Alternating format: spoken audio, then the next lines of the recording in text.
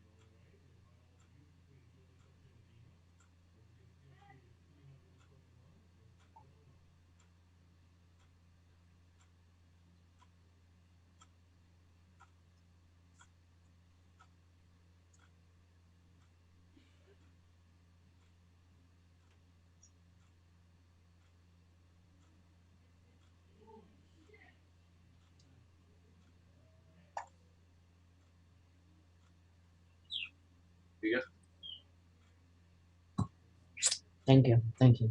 Oh my God. Thank you. It's gonna be a busy morning for me today. What's that? Should I take a shower? I think I'm good. It's just gonna be a busy morning because All right. Well, I'll pay attention.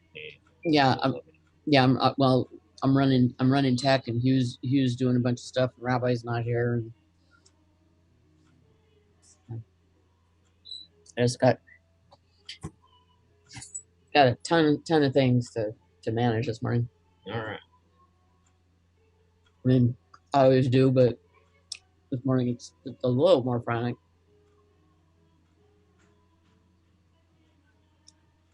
Um,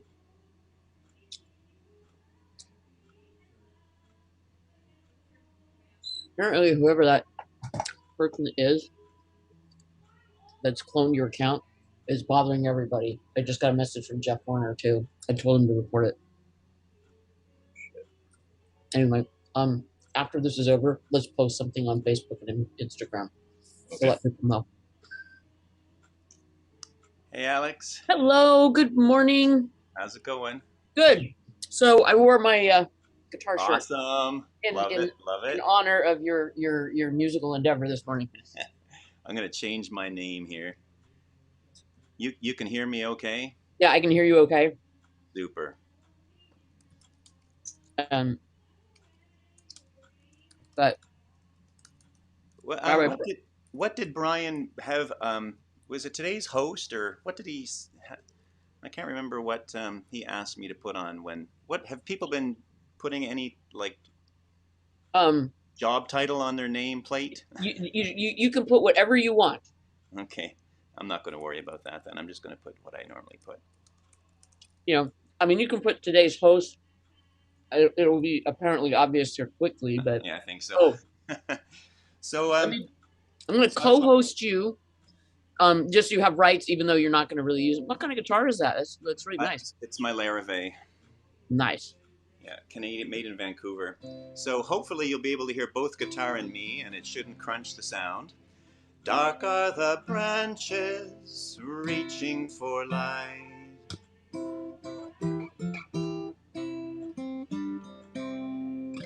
Sounds good? That sounds really good. Awesome. That's all I needed to know. Excellent. That's so much better. I mean, oh my God. Yeah, all you gotta know is to push the right buttons. Right. Zoom didn't used to have those, right? So yeah. I mean, because we were trying to do guitar lessons over Zoom early in the pandemic and couldn't do it. Yeah, it's hard. Because originally Zoom didn't have that setting. Hi, Maria. Hello, Maria. I'm going to co-host you so I can have a little bit of your help. I'm going to especially need it today, muting noisy people and stuff like that. So. Oh, okay. Okay. And I can let people in. Yeah, I'm probably going to need a little help with that too. But don't let anybody in just yet. Okay. I want to get. I'm trying to get organized here. I got videos to queue up and. Maria, Yep. I'm glad that we're really friends now. Like, thanks for the ad on Facebook. Oh, yeah. No, I'm glad we're friends too. Well, see, I was teasing Hugh last night. I was saying, I have a collection of rabbis. Collect all 12, put them in.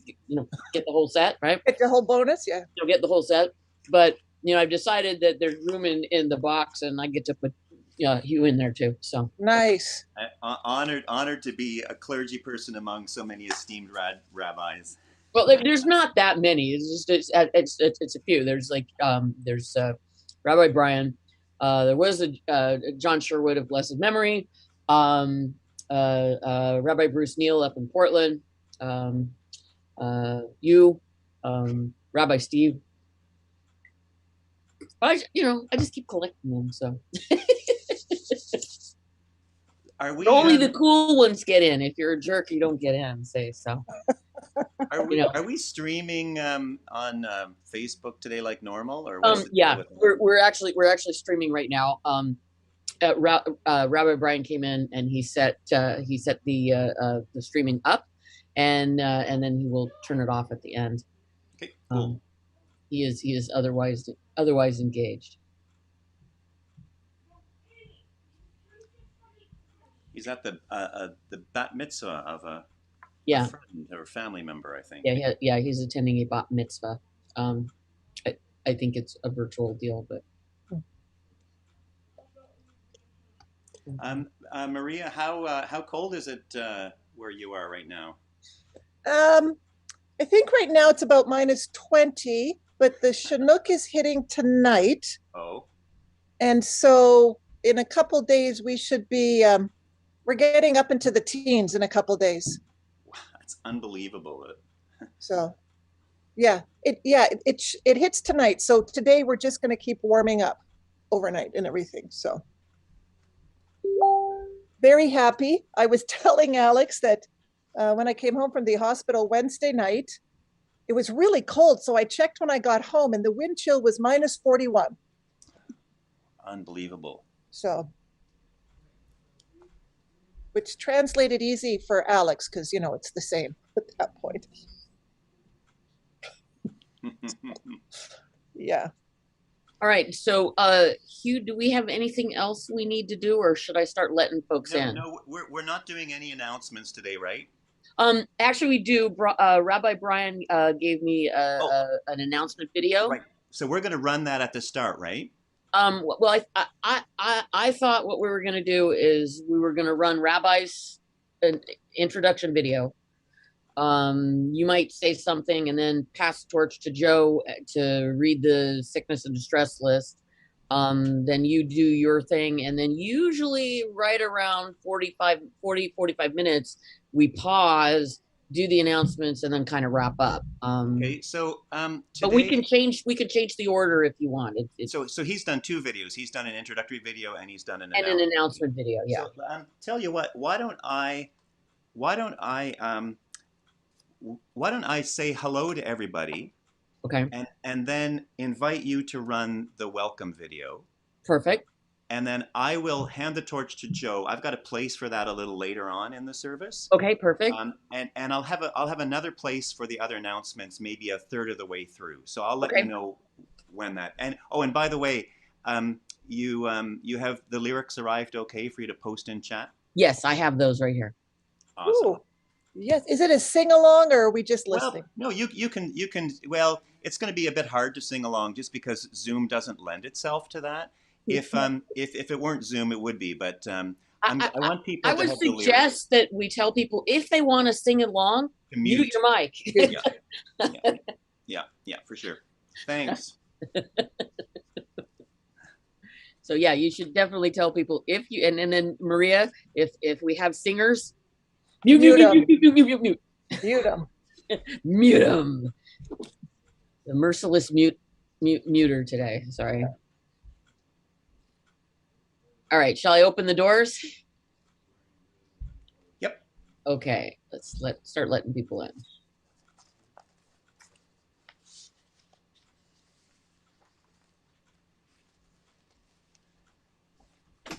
Morning, Steve. Hi, Jeff.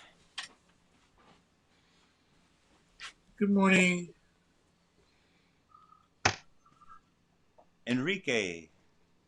Hey, What happened morning. to Shuli? Shmuley. I will be changing my name in a short while.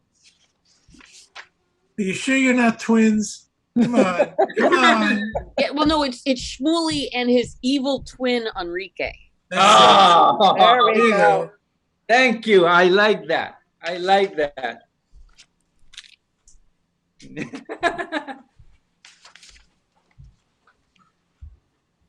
Shmuley's the fun one. Hello, Harold. We like to think so. Yep. Thank you. According to my Thank you. Facebook, today is Rabbi Brian's birthday. Really? So Yes. cool. And for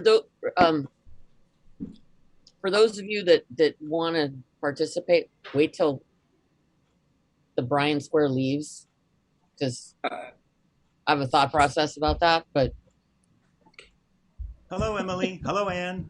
Hello. Hello, Mason. Hey. Emily, your nose is recovering. It is. It's almost back to normal. It has a little bit of redness. Yay. Hello to Amy and hello to Joe. Good morning. Hello. Good Hey. morning. Hey, Shmuley. Hey, how's it going? That's good to see. Oh, it's good to see you. Hey, Nikki. Patricia. Now if I can only get it to go Joe. all the way. Hey, Alex. good morning. Maria. I only see a little bit. Hi, Stephen. Maria, how's your mom? She's making Amy. progress. She's making progress. So she might be home next week. Hey, cool. Hey, How are your Shonda. pipes?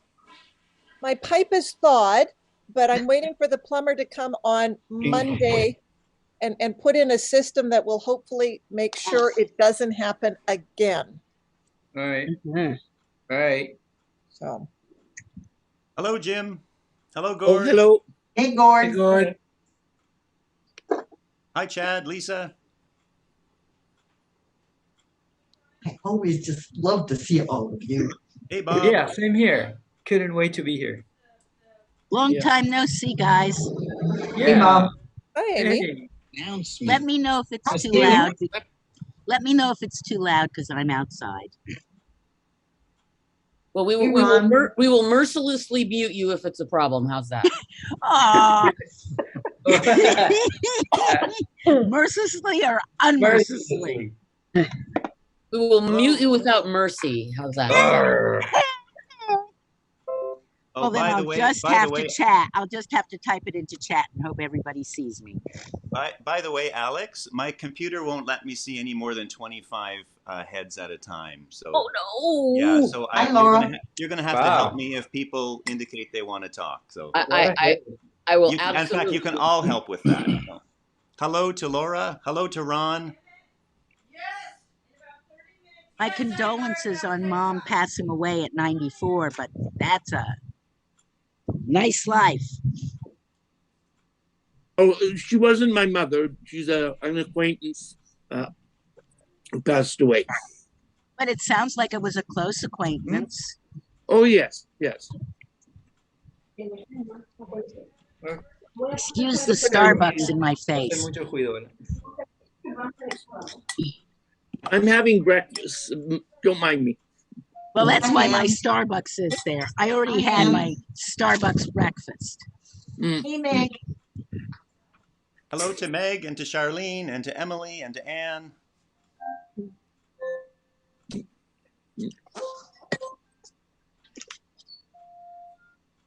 And congratulations again, Alex. Oh, thank you, thank you, thank you, thank you, thank you. Congratulations on what? Check this out. Oh, that. Yes, it yes, out. yes. You missed last week. Check it Did out. that last week. Like we would say in Puerto Rico, oh my goodness.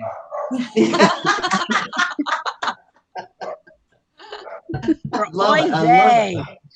I've got a photo shoot today, so I'm going to bail out before the end, which is sad. That's okay. I hope that goes well, Ron. I hope it's a good photo shoot. It'll be a great one. I was there yesterday. I'll be there today. It's got about 25, 30 people to photograph. Well, what kind of photo shoot? It's for Metro East Community Media, and I'm taking pictures of models doing the various in various positions behind the mixers, behind the cameras, and things like that, in preparation for when we are no longer quarantined and we can start recruiting new volunteers. I'm sorry, I'm going to have to interrupt here. It is now 8 o'clock. And this week, Hugh Donnelly is going to be leading our services. Hello, everyone. Hey. Hey, you. It's great to be with you this morning. Yeah, my name is Hugh. Rabbi Brian is participating in a bat mitzvah today for somebody close to him, and he asked me to help out today. It's always an honor and a privilege to share space with you fine people. And we, of course, wish every blessing to Brian and to the young person who's being bat mitzvah today. I'm thrilled that he can be with her. That's just awesome. So I think he left an introductory video message, which Alex can run right now. Yes. Oh, no. Alex having problems. I cannot believe it. Oh no! It's what's happened is Zoom is now acting weird, and it's not. Oh, shit. Yeah, let's blame Zoom. Okay. No, it's like going. Well, you've got to install a password, and I'm like, it's already installed. It's not a problem if we can't. We can work on that for later. Oh, there we go. There it is. Should go. There it goes. Hey guys, it's me. I'm tech today, and we'll have a little bit of announcements later on. Quick, we got to go slower. I agree. If you would, take a look at these two. The video, the links in the chat right now will take you straight to that video on Godology, straight to the video on the 5 basic emotions. And I'll get those links in 1 second here. Thanks. So I'm a spiritualist leader at a church in, it's actually a Presbyterian church in Waterloo, which is about an hour west of Toronto. Spontaneity. What? And it's a real privilege for me to work with faith communities. And I think part of my job as one of the leaders in the faith community is to help people think more about how community and spirituality can be transformative in our lives, how it can change us, how it can help us to evolve, how it can help us to grow. There are many people in the church which have what I like to call a transactional approach to things spiritualigious, meaning if we believe the right things or just do the right things, then we're going to get a prize at the end. But that's not my approach to things spiritualigious. I think that any religion or spiritual practice or metaphorical or mythological framework is doing its job when it helps us to think about how any experiences in life can be transformational, how we can find healthy and life-giving change and maturity and transformation in our lives. So that's one of the reasons why I choose to invest my time and my energy into you, good people. I love this community, and the gifts that I receive from you all are many. I think it's possible for us to grow, even if we live in isolation, but there's an impulse in us, I think, to be in community with other people, even if being in community with other people can be incredibly hard sometimes. But we need to be able to give gifts to people, and we need to be in a place where we can receive gifts from people. There's something beautiful in the sacred reciprocity of true community. So what's going to happen today? I know you're champing at the bit to find out what's going to happen. Well, I've been learning slowly over the past couple of years from Rabbi Brian and from you that the best way I can be a positive presence in the world, the best way any of us can, is to lean into being authentically ourselves, to be transformed into who we really are, to use the gifts that we have and the things that bring us joy, to share those gifts, to live those gifts. That's what I'm learning to do, baby step by baby step. And that's also what I hope you are learning to do. When we do that, we plant the seeds of who we are in the world. We just scatter those seeds, and just maybe the life of another person will be touched in a creative, meaningful, or transformational way. And if that happens, then we go to bed that night having made the world a little bit of a better place. And that's good for everybody. Well, one of the big catalysts for transformation in my life, the gift that comes to me from other people and helps me find meaning and music, and rather meaning in life and transformation, is the gift of music. The marriage of word and melody, the marriage of poetry and rhythm. It's an art form which makes us think, but it also makes us feel. Music activates the parts of our brain connected with language because of the lyrics, but it also touches the parts of our body and our brain that completely transcend language. Have you ever had a thin place moment? I call it a thin place moment, like a holy moment that kind of knocks you over. Well, music does that to me. And for some reason, it happens when I'm driving. Let me tell you a story about the first time I remember vividly that happening to me. It was in 1991, and I was in a flower delivery van because I was delivering flowers side of the road, so I could be ready to write down the name of the song and the name of the artist so that I could find it afterwards. And the announcer said that the song was by REM, and the song was, "That's me in the corner, that's me in the spotlight, I'm losing my religion." Perfect. The melody and the rhythm and the intensity of the singing, it was a sacred moment for me.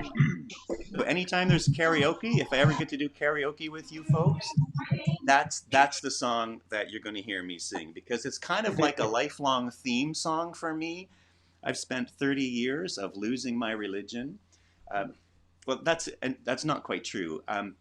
I've been evolving from one understanding of spirituality and religion and landing at a different understanding for a while, and then leaving it and landing at a different place for a while. Constant evolution of losing and gaining and losing and gaining. What's the title of that song again? It's called "Losing My Religion." It's a rock song, an old pop song, but it's I find it really, really meaningful. So I can't tell you how many times I've had to pull off on the side of the road to write down the name of a song, because I knew in that moment that it was going to be transformative to me in some way. I had to learn it.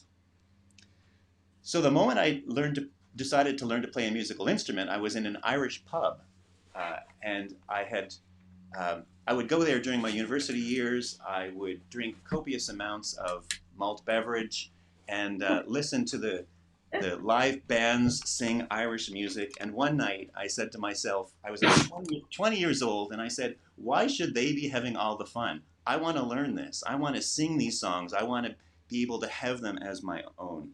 So I got a 6-string guitar, and so I'm not trained as a musician. I'm not trained as a singer. I just happen to really, really, really love music and the way that it's transformed me, and I offer that to other people as a gift as well. I do a little bit of songwriting, and that happens every once in a while when the muse decides to visit, and I'm learning to not worry too much about whether or not other people will like the songs that I write. For too many years, I was too worried about that. That actually prevented me from taking the risk of writing, but I'm learning to not care about what other people think and just see it more as an opportunity for self-expression. Good for you. Thank you. Thank you. It's a long and hard process, as you know. But before I sing the first song for you today, I've got a couple of songs that I want to share with you. But I want to share one thing, and that is, it's kind of sad that music has become an industry. And I support the industry. I support independent artists and songwriters. I do that. But it still makes me a little bit sad, because I come from the part of the world where in the east coast of Canada, where there's a lot of Celtic origin people, and they have this wonderful tradition of the Ceilidh, and it's not just Celts that do this. People would bring instruments, and they would bring music, and they would bring their stories, and they would gather in someone's home, and they would sing, and everybody would participate in the making of music, and communities had their own songs. I just love that idea. Everybody would participate. Today, we pay people to sing for us. And what ends up happening is, because we've turned it into a performance, then we feel inadequate in our singing, so we don't sing as much. And that kind of makes me sad, because where do people sing anymore? Communities used to sing together. Now, religious communities are preserving the idea of singing together, but there aren't too many places in the world where people actually really sing together. And that makes me sad. I vote that we have more Ceilidhs in the world. So I don't have quotes for us to talk about today. I have some songs for us to talk about today. Songs which I think are appropriate for this particular gathering of people just trying to learn and grow and do our best in the world to be transformed a little bit by little bit. So I don't want you to feel like this is a performance. I don't feel like I'm performing for you. I'm sharing with you, and that feels very different from my end, and I hope that you receive it as a sharing. And I'm not just saying that so that when I fumble a chord or sing a little flat, you'll forgive me. That's not why I'm saying it. I really mean it. I offer these songs to you as a gift, and I want you to listen mindfully, so that you can see where you encounter the song. And one more thing. I think when we encounter a piece of art, if it's a song or visual art or anything at all, I think we too quickly move to the question, do I like this song? And I think that's the wrong question to start with when we encounter a piece of art. I think there are other questions that should come first. Today, for example, I would like for you to ask the questions, what is this song trying to teach me? Or what can I learn from this piece of art? Or what does this song say about who I am, or who humanity is, or what my place is in the universe? How can this piece of art be transformative in my life? If you wrestle with those questions first, then you can ask the question, do I like this song?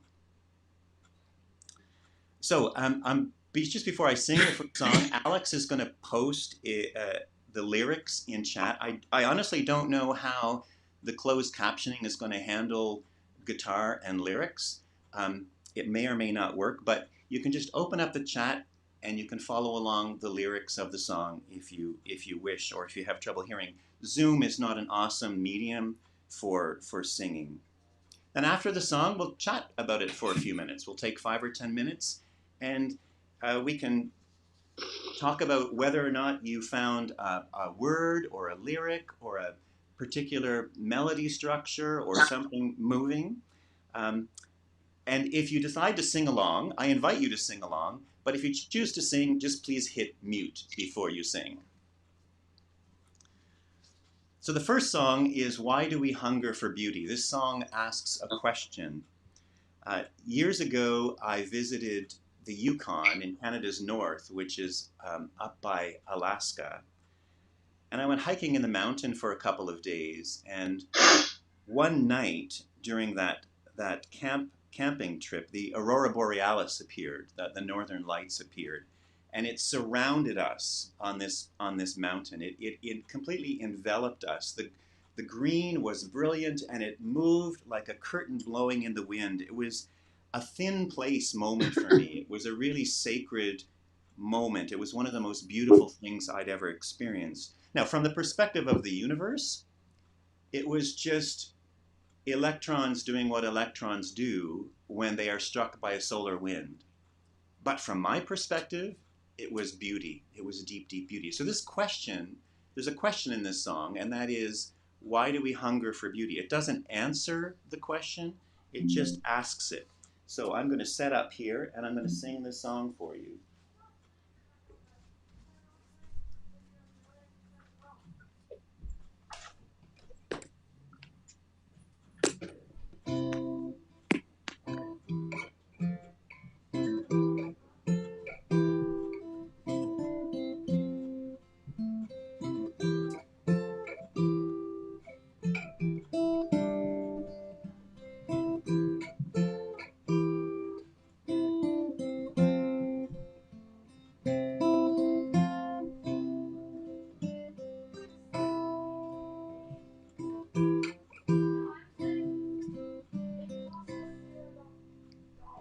Dark are the branches reaching for light. High is the path of the hawk in its flight, turning and gliding, greeting the night. Why do we hunger for beauty so bright? Why do we hunger for beauty?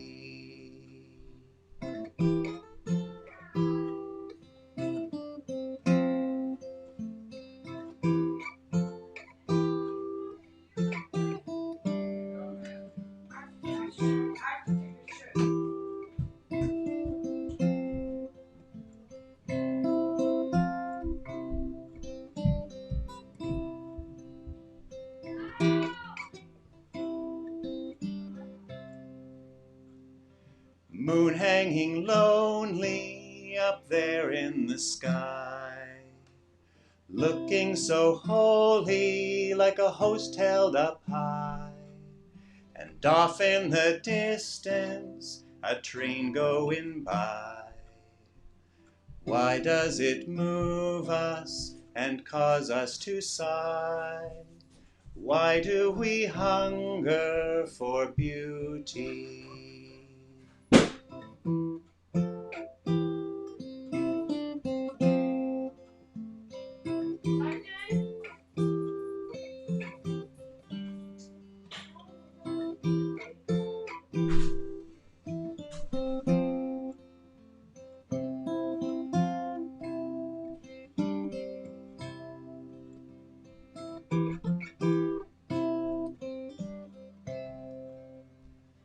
Frost on the window is never the same.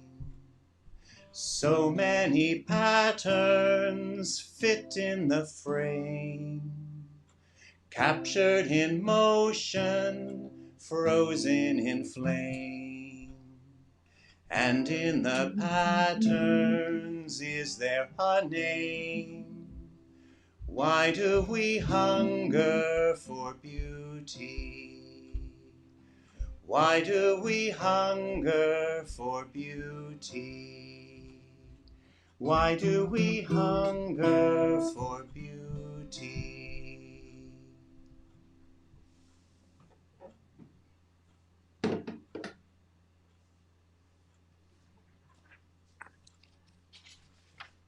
And get this out like quickly. That was beautiful. Thank you. Yes. That's lovely. Very nice. Thank you. I'll try to swallow that. We hunger for beauty because it is perfect. Yeah, let's talk about that. Like, what is behind this? How can our hunger for beauty? Like, first of all, why? Yeah, let's ask the question. It's perfect. It takes you from just What was that? What was that, Shmuley? I think you're trying to say something. Yeah, it takes us. It makes us transcend our reality to a deeper reality. Symmetry. Symmetry. Say more about that, Aaron. Well, there's different levels. There's intellectual idea of symmetry, of seeing, balance. You can fold it, and there's more emotional, or I don't know, intuitive sense of when you hear a song that connects to you. That is more abstract for me. But it's beauty. It's just a lot of when you see that outside of yourself, it allows you to feel more balanced. At least I do. Thanks, Aaron. And everybody unmute themselves. I think that beauty and art specifically give, for myself, someone who really struggles with hope and being like safe having hope. I always like to lean into those experiences where that happens spontaneously, where I don't have to think about it. And when I hear beautiful music or I see beautiful art, it just makes my heart feel good. And it reminds me that people are good, that we all do this. We all make art. We all love art. We all share this beautiful language that we can enjoy regardless of what actual language, we know how to understand. We can understand the art in the music, and it connects us to each other. It cuts away all those things that we despise about each other. And for me, it gives me that sense of, hey, people are good and the world is a good place because look, there's beautiful art and this is a good enough reason for us to be here together. I'm thinking how it even goes beyond art and music and things. Think of the world of science. Think of how a mathematician sees a beautiful equation, or a physicist sees the laws of physics as a thing of beauty. And think of when they first discovered the DNA molecule. What could be more beautiful than that? I think Ray had his hand up. I'm sorry for talking over Betsy. I thought you were finished. Thank you to Jess and to Betsy and Ray. Unmute yourself, Ray. You're muted. You're muted, Ray. Yeah. There we go.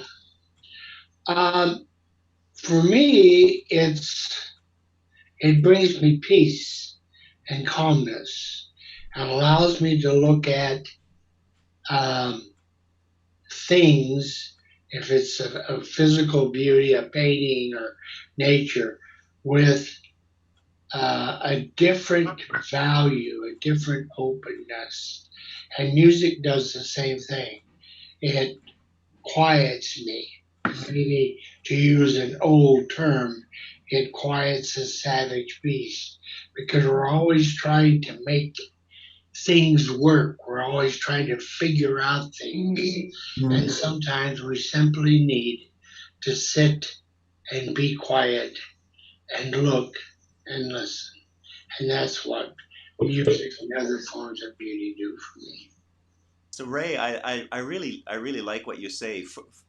I sometimes think about the space between the notes as being as important as the notes themselves, and the quiet that exists within the framework of the song is a part of the song, and that's kind of a metaphor. I like what you say. It's a metaphor for how we can live life. We use our heads. Sometimes I think I live in my head too much, and a piece of art will bring me to it'll drop at 18 inches, so it touches me in a heart way instead. Yeah. I think the thing that I miss most about the faith of my birth faith and my growing up faith in the evangelical church was the music, the joy in the music. And we would have sings. In fact, it was at the Presbyterian church. We would have sings after church. And it was just, you could just feel the joy that I and everyone else felt. And I keep looking for that again, to have a sing again. I wanted to share this. Sorry, Carol had her hand up. Carol? I think you were talking about how music brings you peace.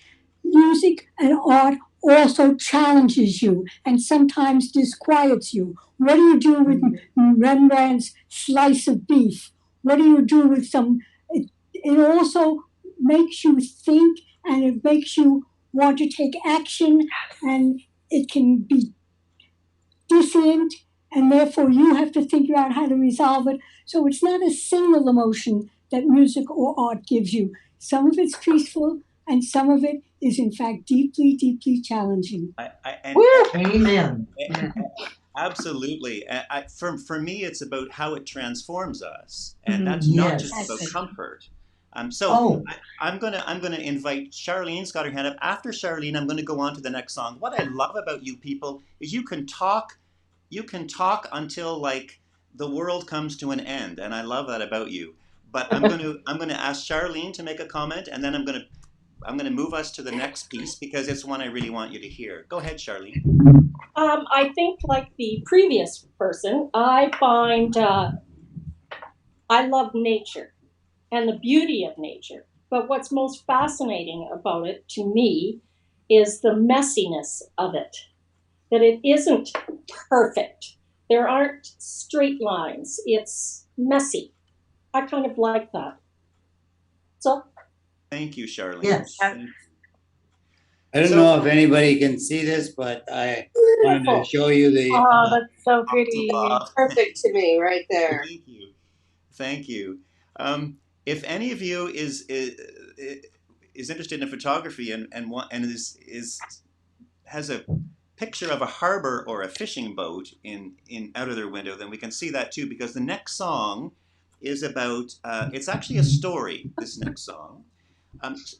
Story and narrative changes us. Its story is what is transformative. When you go to a movie or you read a book and at the end of it you come out and you feel like you've changed a little bit, that's what story does. Story changes us. The story of another connects with our own story, and then we can see our story as part of a bigger story that's shared by other people. As Carol's mentioned, a song, like a story, can comfort us, it can challenge us, it can move us, it can upset us, it can move us to act, it can transform us. So the stories that I've been hearing a lot about, and we all have been hearing a lot about these days, are stories related to COVID or political turmoil. We've been moved to grief in very, very many different ways. And this song that I'm going to sing for you next is about grief.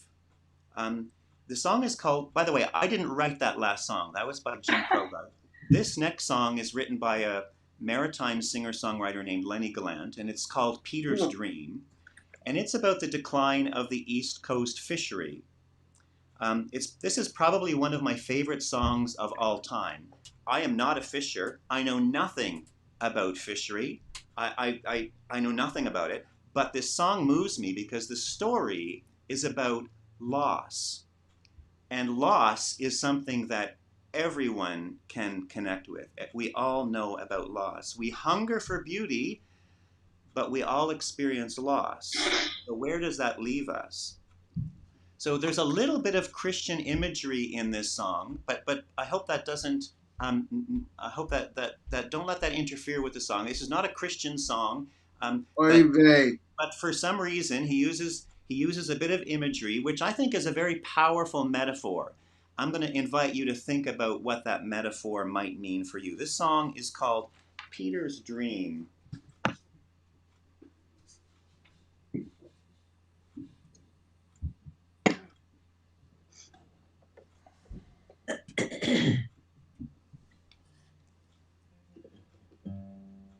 I have to retune my guitar every time. They say a guitar player spends 25% of her time tuning her guitar and spending the other 75% of her time playing with an untuned guitar. Accurate. Here we go. Peter's Dream.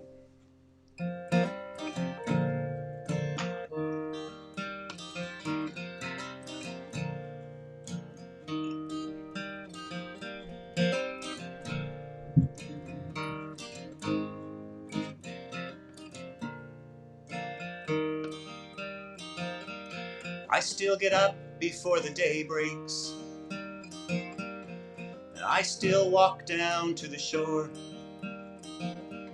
I watch the sunrise on the eastern ocean, but I don't sail to meet it anymore. How could they have let this happen? We We saw it coming years ago. Those greedy ships kept getting bigger and bigger, and the sonar told him where to go. Last night I dreamed that I was sailing out on the Sea of Galilee. We cast our nets upon the waters, and Jesus pulled them in with me. Yeah, he pulled them in with me. Where am I gonna go now? What about this boat I own? What about my old piano? What about my father's bones? Last night I dreamed that I was sailing out on the Sea of Galilee. We cast our nets upon the waters, and Jesus pulled them in with me. Yeah, he pulled them in with me.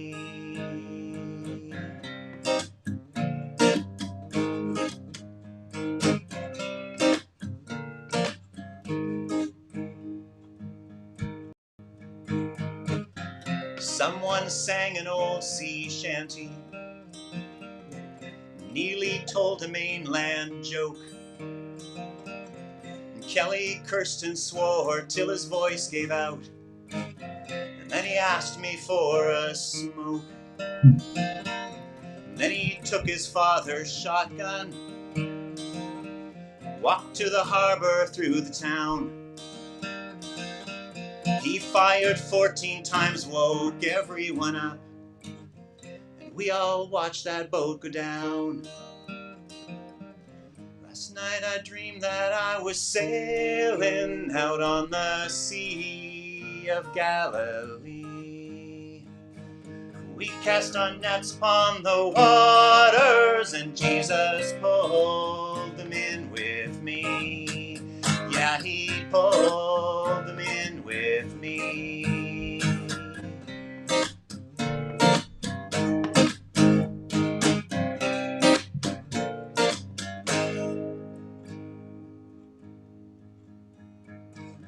I still get up before the day breaks, and I still walk down to the shore. I watch the sunrise on the Eastern Ocean, but I don't sail to meet it anymore.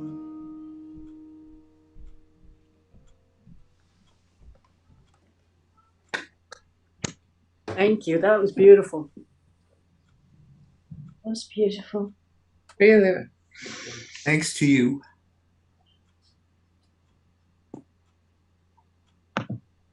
So what was it about that piece of art that touched you in some way, that moved your heart or your brain?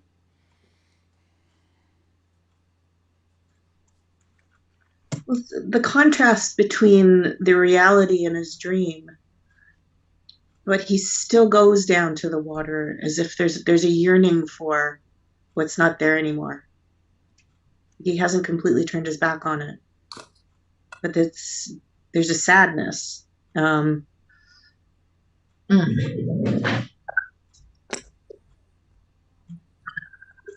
it's the fact that he still goes down to the water.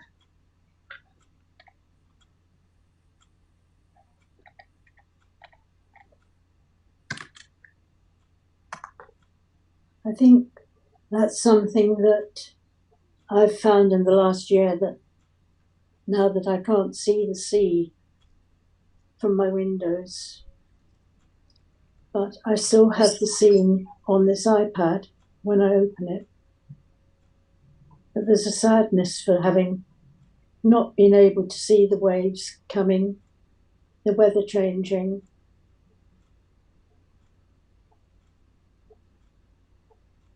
For me, ever since I was 10, when we first moved to somewhere where there was the sea has meant so much to me in all its forms. whether it's smooth and calm and blue, or whether it's black and waves turning right over the island that you could see behind.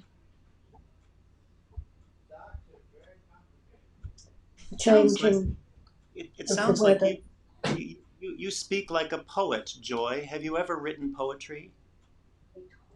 Once or twice I've written something suddenly off the cuff, something that's had to come out. I would encourage you to continue that. I would agree with that.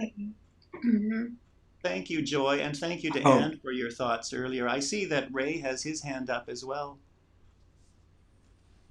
For me, there's a sadness in it. And I think maybe other thing, but the sadness for me comes from the fact that we continue to do this on both sides of the ocean and maybe throughout the world. Our greed and our having to have more and more and more, far beyond what we need, is causing this. And that's a sadness, and this song just brings that back to me and reaffirms it. Yeah, a song like this makes us ask big questions about the way we live, and the way that affects other people, but also the environment, and the repercussions of that. Thank you, Ray. Ellis has his hand up. Ellis, yes, go ahead. Hi. Well, I'd like to share some quotes that are feel like they are so appropriate at this point, because you're actually talking about grief. And these quotes came from a book called The End of Ice, and it's written by a guy that's actually in grief over what's happening to our planet. So 3 different quotes from different people. First one from Stephen Jenkinson. The great enemy of grief is hope. The second one is from Martin Pretchell. Grief is praise because it is the natural way of love, honors what it misses. And the last quote, I'm not sure if I can pronounce it correctly, Václav Havel. Hope is not the conviction that something will turn out well, but the certainty that something is worth doing no matter how it turns out. Whoa. Thank you, Ellis. Thank you for that.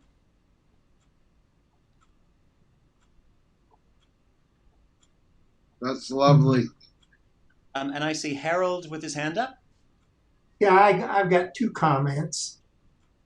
One, saving the earth is kind of a odd projection since the population is going out of control.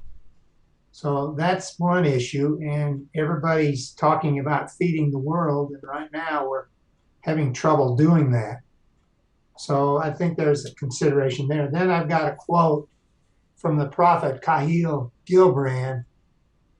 When you are sorrowful, look again in your heart, and you shall see that in truth you are weeping for that which has been your delight. Yes, love and grief go like this. Love and pain are together. Yeah. Thank you, folks. I maybe next time I should do one song, and we should talk the whole time about one. But I'm gonna stop here for a moment, and I'm gonna ask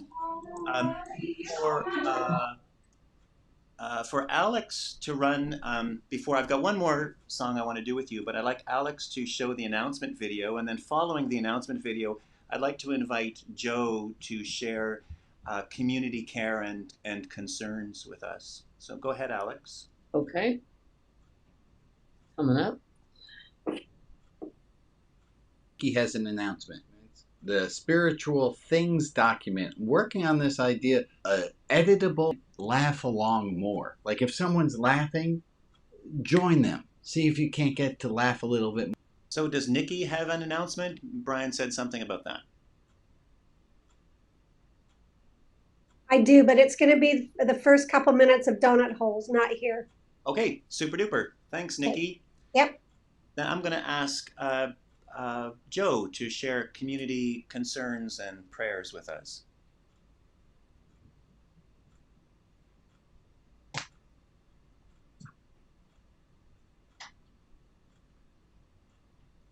You're muted, Joe. He's good at that. Okay, I'll start over. Good morning. This week we have condolences to the family and friends of Uncle Leo Arfer, Amy G, April, Rita, Frances, who is Maria's mom, Carol, who is Lee's mom, Margaret, who is Alex's mom, Christina's 3 children, and Helen Gray. Thank you so much, Joe. You're welcome. So we've spent a few minutes wondering why we hunger for beauty. We've pondered the finding beauty or meaning or hope in times of loss and pain. And so what's a spiritual practice that we can continue to develop to help us to grow? So this next song is about gratitude. And this is a song just between Christmas and New Year, I read online a gratitude list. Someone had written a list of things for which they were grateful. And I was struck by this list because the person who wrote all these prayers of gratitude this person was writing from a place of pain and a place of difficulty in their life. And I was really moved by this list of gratitudes. And I sat with it, I meditated on it for a while, and I began to read it as a poem. I don't know if the person intended it to be written as a poem, but I read it as a poem. And I pulled out my iPad and I began to move some words around, and I began to take some of this person's words out and add some words of my own.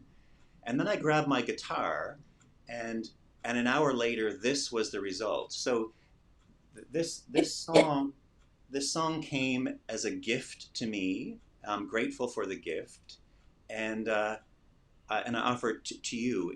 It's a song that inspires me to be grateful. The way this person inspired me through that list to practice gratitude. So as you listen to it, I know lots of folks keep gratitude lists, and the question I often ask myself is, what am I grateful for? But there are other ways that I can ask that question. I could ask the question, for whom am I grateful? That's specific to people. I can ask the question, what's a challenge that I have been grateful through? How have I been grateful with other people? How have I shared gratitude? How has my life been transformed by the experience of gratitude? Is gratitude something we feel and then it dissipates, or does it actually transform us? Those are different kinds of questions than what am I grateful for? So as I sing this song for you, I invite you to go where your body and your heart and your mind take you.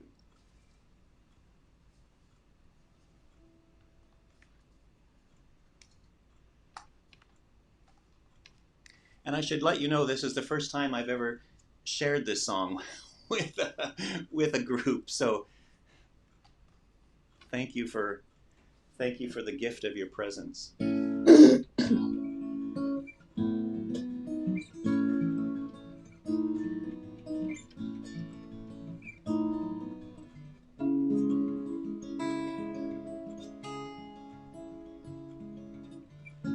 I am grateful for the music. I am grateful for the calm. So grateful for the silence I am grateful for the song.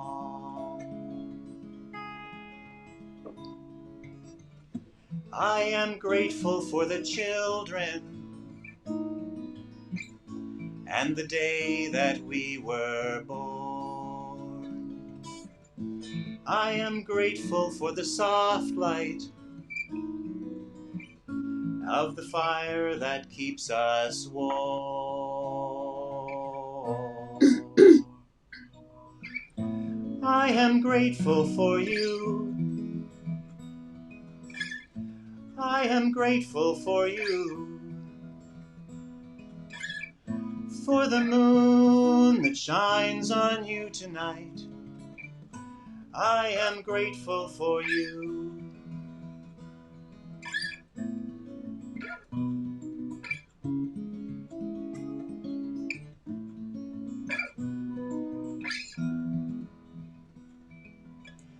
I am grateful for the laughter in the words that weave a tale. For the new day we are tasting, for the story that we share. For the hurt that makes you stronger, for the tears that clear your mind, for the beauty you will find. I am grateful for you. I am grateful for you. For the moon that shines on you tonight. I am grateful for you.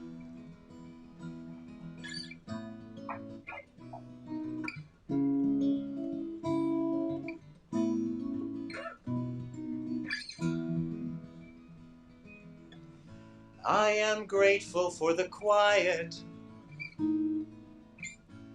where I can rest a while. For the peace in understanding, for the kindness in your smile.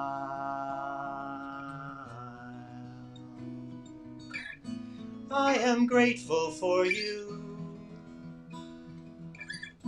I am grateful for you. For the moon that shines on you tonight. I am grateful for you. I am grateful for you. I am grateful for you.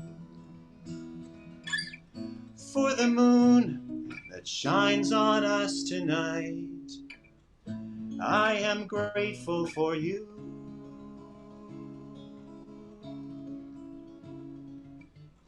I am grateful for you.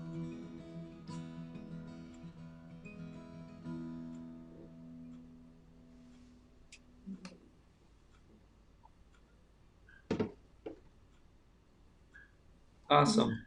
Lovely. Awesome. Grateful for the Lovely. song. I'm grateful for a singer who we can understand every word they say. Amen to that. Yes, definitely. Keep it going. Thank you for that. I will swallow that in gratitude, and I will ask you, in what way does this touch gratitude in you? How does that story that I received and shared connect with you in some way in gratitude? Does it help transform something in you? Yes, I see Joy's hand, and I see Betsy's hand. Since I moved here, I moved into Lerwick from by the sea, and I can't walk very well. And I go into local shops, supermarkets, and it's the kindness of people.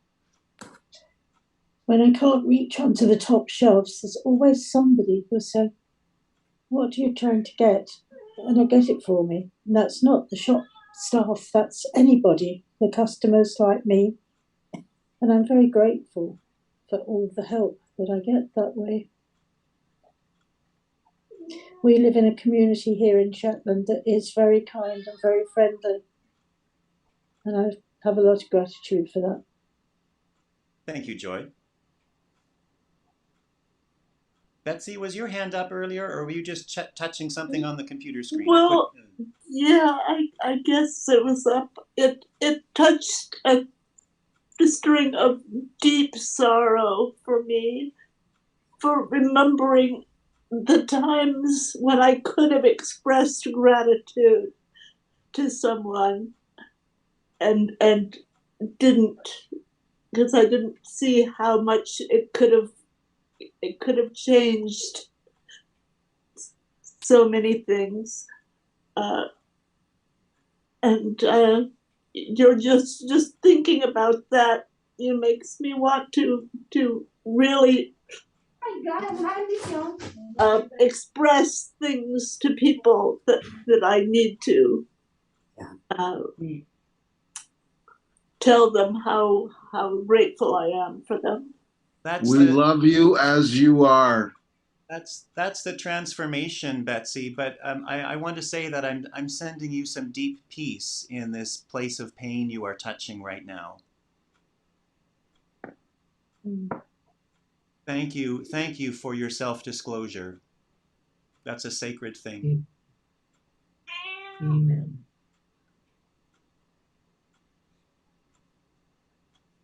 Do I see Rob's hand? No. Oh, sorry. I thought, or didn't know if you were waving or. I was waving to Emily. I see Christina. Varsågod. Thank you. Well, I think you remind us all things there is that we could be grateful of. And I don't think we're really aware of everything that we could be grateful for in our lives. It's much. Christina. It could be moment by moment, that each moment we're grateful for that one and the next one and the next one and infinitum until we're gone. Yeah. I remember Carol saying one day that to be grateful for the blood flowing through our veins and for our cells sort of working together and healing parts of us. And, I think we can take it on a whole nother level. And I remember that stuck with me. And you got your hair done again. It's great. Yeah. Be grateful for it. I am. I know. I actually was thinking from a slightly different perspective as a caregiver. When I hear that someone is grateful that they acknowledge the efforts that I put in to take care of them, that makes me like my children or my family that I've helped out. I just help them no matter what. I don't expect a thanks, but when I hear that, I really feel a little bit lifted, and it makes me feel better. It in a way, it really makes things easier to deal with. That's great. Could I just really quick go back to what Betsy was saying? I just feel like it's something important. That these things transcend time and space and death. And our love and our gratitude, these are two forces we know in the universe that actually transcend space. I love you all right now. You're very far away from me, and my gratitude and my love for you leaps across space to you right now. And what Betsy was saying about that time, about feeling that grief over not making that time, that connection in time at that moment, that connection is happening right now, that feeling you have right now of that gratitude, you know, and that motivation to be connected to that moment where the grief is, that you didn't express it, your gratitude is transcending that time, and you're grateful for that moment right now, and that brings you to, in connection to whoever that person was, that gratitude that you're having, it and that love, it brings you back to that person regardless of how much time has elapsed. And you know, I was seeing folks, you know, this is all bringing up a lot with grief and death for a lot of us and other losses. And for myself, I just take comfort in that, because I'm absolutely confident that my love for my grandma who's passed, that's still with me right now. That my love for her love for me transcends space and death and time. And I know my grandma's love is right here with me in this moment. So I just wanted to hopefully maybe share that, to give a little comfort, and maybe hopefully not that we don't actually miss that moment. We didn't actually miss that moment. That moment happened, and here we are, and we're connecting to it with grief and love and gratitude. So there is no guilt that we didn't know then, or there is no fallibility that at that moment in time that we're having that grief and remorse, that I should have said this to them if I had only been there that extra day, or whatever the thing is. You're feeling it now. That connection that you're having with that person is now. And so that all that sorrow gives you is a better connection to that person in that moment. So I hope that makes sense. I just wanted to share. It feels a little convoluted, but I hope that's helpful. Lovely. Well Thank said, you. Jess. Thank you. Thank you, Jess. I wasn't going to come on today, and I certainly wasn't going to show my face. I had a very nasty accident with my treadmill on Monday. But I'm really grateful that I did, because all of those 3 songs have really got right through me. Yep. And I'm very grateful for that. We're grateful that you came. Yes. Thank definitely. you. Yes.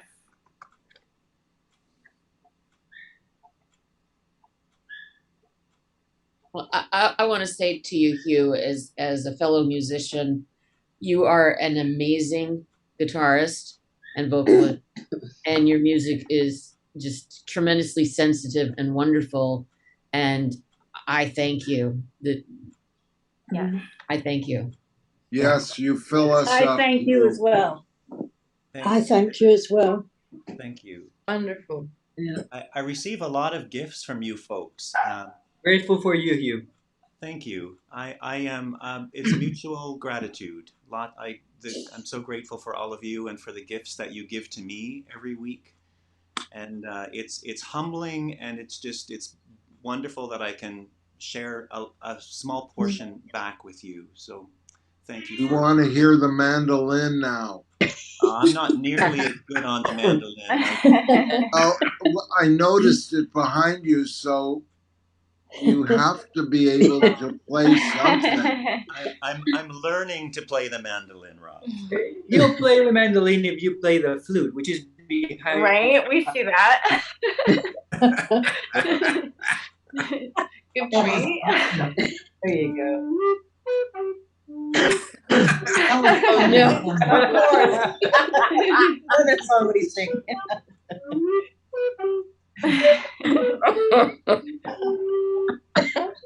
Wonderful.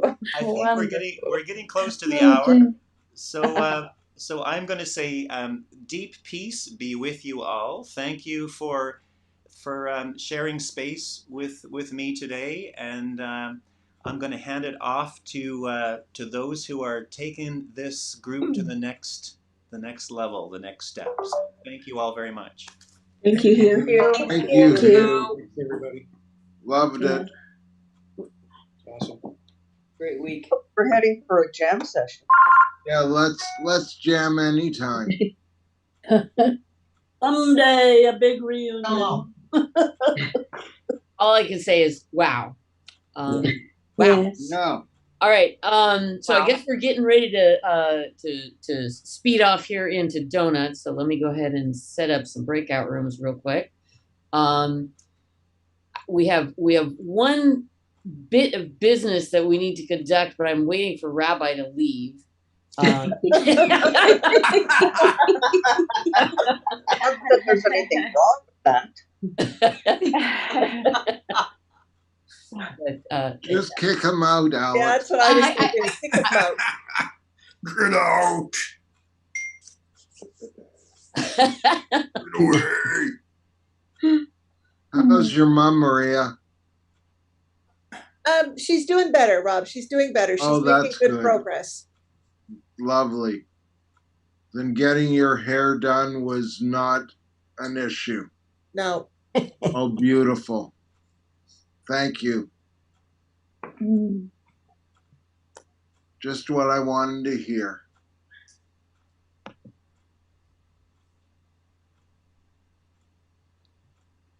Yeah, thanks everyone for sharing today. Really good service. Mm-hmm. Oh, you too, Okay. old wise Jess. Rabbi is gone. Let's see. Let me get the 1 second here. Okay, so we actually have a couple of announcements. Nikki's got one, and I have one. I got to finish typing here. Just 1 second. Okay. I am going to turn on record here in just 1 second. Today is Rabbi Brian's birthday. Oh, we didn't leave. Now, darn him. Kick him out. Kicking you out. Can we sing him happy birthday? Well, yeah, well, I was going to record. Well, let's just do it now. Okay, I'm Okay, going to go ahead and let's do it. record Yes, this. I knew it was a swan. Okay, so this is Recording being recorded. in progress. Now let's everybody sing happy birthday to Rabbi Brian. Happy birthday to you. Happy birthday to you. Happy birthday, dear Brian.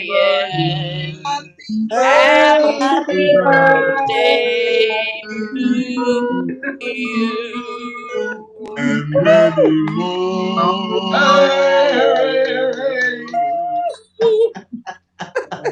All right, I'm going to stop recording. So that is now on Rabbi's cloud. Recording so stopped. He will have that forever. Sorry. In case he ever needs dirt on us. Well, that's the first time I've ever actually heard an example of why we put ourselves on mute. Betty, come on. Everyone can be musical. They don't have to be as good as Hugh. Yep, that's the truth. Well, everyone, it's been a pleasure as always. Okay, before I'm you gonna go, leave Nikki. Before you go, Oh. Ray, Nikki has her announcement. Go ahead. Very quick. And Alex, I might I might need some tech support in taking care of what I need to do because Okay. I'm a Luddite. As everyone now knows here, Alex and Scott got married recently. Oh, And wonderful. yes, and I know how I would Awesome. feel. While it's not about this everything else, just being married is so wonderful. I would like to. I'm going to have a celebration for Scott and Alex because they can't really have a reception or anything else because of the world right now. And I didn't want to let it pass without anything. So I'm planning at the coffee talk on January 14th, which is next Friday at 11. I've sent an email out to some people, but of course I don't have everything for everybody. So we're going to do it at that coffee talk, which is on Friday. It's a Zoom. It's the same link for all 3 coffee talks every week. Anyway, that's going to happen. I have an email that I can send out if people send me your addresses, or I don't know. Should I post it here? Can I post it here? Yeah, I just posted the link to the coffee talk chat. Super. And I'm also going to post the link. The first link that I posted is the link to the actual link room. I'm also going to post the link to the Friends of RB Coffee Talk Facebook group, which is where a lot of us also meet. There's, we meet in Rabbi's Clubhouse, but there's a smaller group of us that hang out on Facebook as well. And I posted that. So if anybody is interested in going there, and then while I'm at it, posting links, I'm going to go ahead and post the Mighty Networks link as well for ROTB. Great. So that's, just to recap, January 14th, which is next Friday at 11 o'clock at either of those two links. I'm doing a few. Oops, I didn't send that in an email. Oops. Anyway, I just didn't want it to pass without some acknowledgement from our wonderful community. So that's what's happening. Thank you. Thank you. That'll be great. You'd be good. Okay, so the breakout rooms are open for those that want to go in and do the breakout rooms. Broken. They're open. Joy, I will move you to deep dive here in 1 second. For everybody else, just go ahead and click on your breakout rooms at the bottom of your screen, and you can jump on in. And with that, I think we've done all our business. So, Joe, take it away. Hello, hello, hello, hello, and hello. Hello. Hi, Joe. Hi. Hi. I'm still kind of melting in the music. Maria, are you melting still, or is she gone? Did she leave? No, oh, there you are. There you are. I really enjoyed that as well. Music always tends to really hit me on a deep level, right? So which one and what deepness? Oh, I have to pick one? No, you can pick all three. I'm gonna, because they all three sort of brought something different. But for me, they were all beautiful. They will, Rob. And it's sort of like Hugh. It takes me out of my head and gets me more into my head. So, do other people have favorites from today? I liked them all, but I really found the middle one just haunting and evocative and very, just did that universal human, art leaping beyond words connection of, I don't even know what these words really mean, but I feel their intent.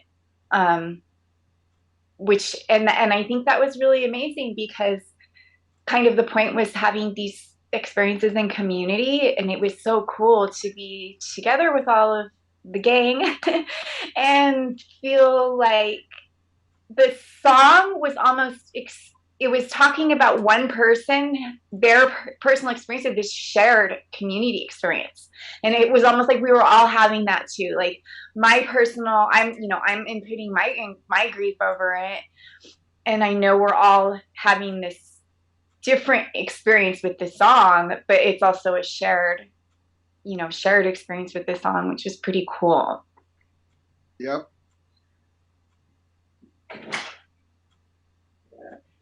Nikki, you've got your hand up. I do. For me, it was, while they all moved me, the last one about gratefulness really spoke to me, because this is something that I don't know, at some point during 2021, I decided that I need to start telling people in my life who are important to me that they are important to me, that I'm grateful that they're in my life. I appreciate them. I appreciate our connection, that whole thing. And it's really made a big difference in how I communicate with other people. I'm not as afraid to be vulnerable to say things. I just figure people listen and take what they need or want from what I say or not. But, when Betsy was talking before, that when it made her so sad, that was one thing that I think sometimes we reach an age, or people in our lives reach an age, that you in your head you go, I'm not going to do that. It's too to whatever, right? And then before you take care of or say what you want to, it's over. Whether I don't mean in a bad way or anything. It's just that if you want to say something and you want to open yourself up to people, it's really important to do. And that song really struck a chord with me. I hadn't heard it before. Charlene, have you been with us before? Once before, I think. Okay, I just wanted to make sure that we welcomed you aboard the donut ship. Yes.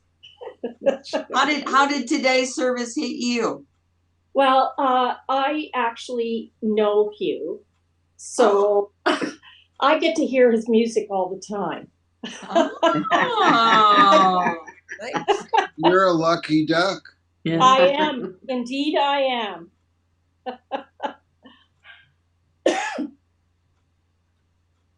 Well, do you know more How do we about? get to hear his music all the time? Pardon? How do we get to hear his music all the time? I don't. What can we tune into that he does on a continuing basis that we can hear him all the time? We should ask him that. Yeah. Yeah, he'll need to put an album out. Mm-hmm. Well, there's this talent show that's coming up. Hopefully he'll do something in that. Yes, what is that? Yes, urge him to, Charlene, if he hasn't signed up for it. That's. Do you know when the talent show is? I'm not sure they have a completely set date yet. I thought it was February. I think Rita mentioned sometime in February, sort of thing. Okay, because we've been practicing and we're getting something together. I think Kip and Rita are working on the details of that. Yeah, I posted in the ROTV Clubhouse, but I had not heard back. Yeah. Alex, you're part of one of the plays. Do you have any information? I don't have any information of when this is actually going to go live. But I know that I'm going to be doing dress rehearsals and the final recording of our play probably this week. Oh, unless something happens. But I'm not sure how everybody else is. I think ours is a little bit behind you. I don't think we're going to be recording quite that quickly. Well, except Sunday we were recording the Rabbi and the Abbess. So. Yes, yeah, that's true. And you will get to see me in the closest thing to a dress that you will ever see me in. We address you all the time. I don't do dresses, so. Me neither. Oh, you're muted, Jeff. No, I'm not. Oh, okay. It looked like you were talking, but you weren't saying anything. No, he's chewing. That happens to me a lot. I was chewing, actually. Oh, okay. I'm having breakfast while we're talking. Oh, okay. What I saw was, and it looked like you were talking. Right. I'm sorry. It's okay. He chews enthusiastically. Really. I know for our play that after we complete it, there's going to be some post-production. So it's not going to be that as of Thursday, it's done and we're ready to go. Yeah. Magic Mitch is doing a lot of post-production. Yes. True. Fancy.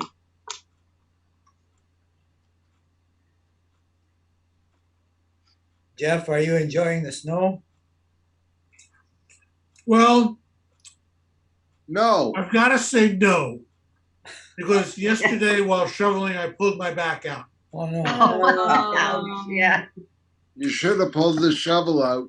Yeah, really. I've been in pain now since yesterday afternoon, and I can't see my chiropractor till Monday. So I just got to get through the weekend.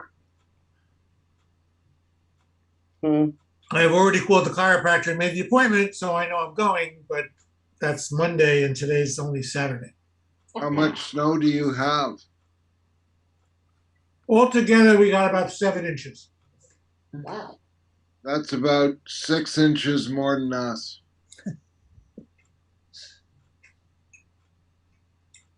I made a joke to my wife because over Christmas we were in Niagara Falls and it never snowed. Not the whole time. Never snowed. Yesterday, no, actually Thursday afternoon, Buffalo got 14 inches of snow. We didn't. That's Buffalo. Yeah. That's where the lake effect really works on you. Yeah. Because in Ontario, we didn't get that. And Buffalo's south of us. Yeah, but the winds come from the west and it pulls the water off the lake. Yeah, Buffalo true. always gets more than us. Yeah, Buffalo's in the wrong place. They ought to move it. Yeah, we got about 2 inches. And what I discovered in shoveling snow is you grab the shovel low and you lift with your knees. Yes. Or you get a snow thrower. You get some kids to do it for you. Just don't hold the shovel. It works better that way. Because when you toss it, it's not hard at all. See? I'm doing it now. All right. I'll have to see if that works the next time, Rob. Yeah. Go for it.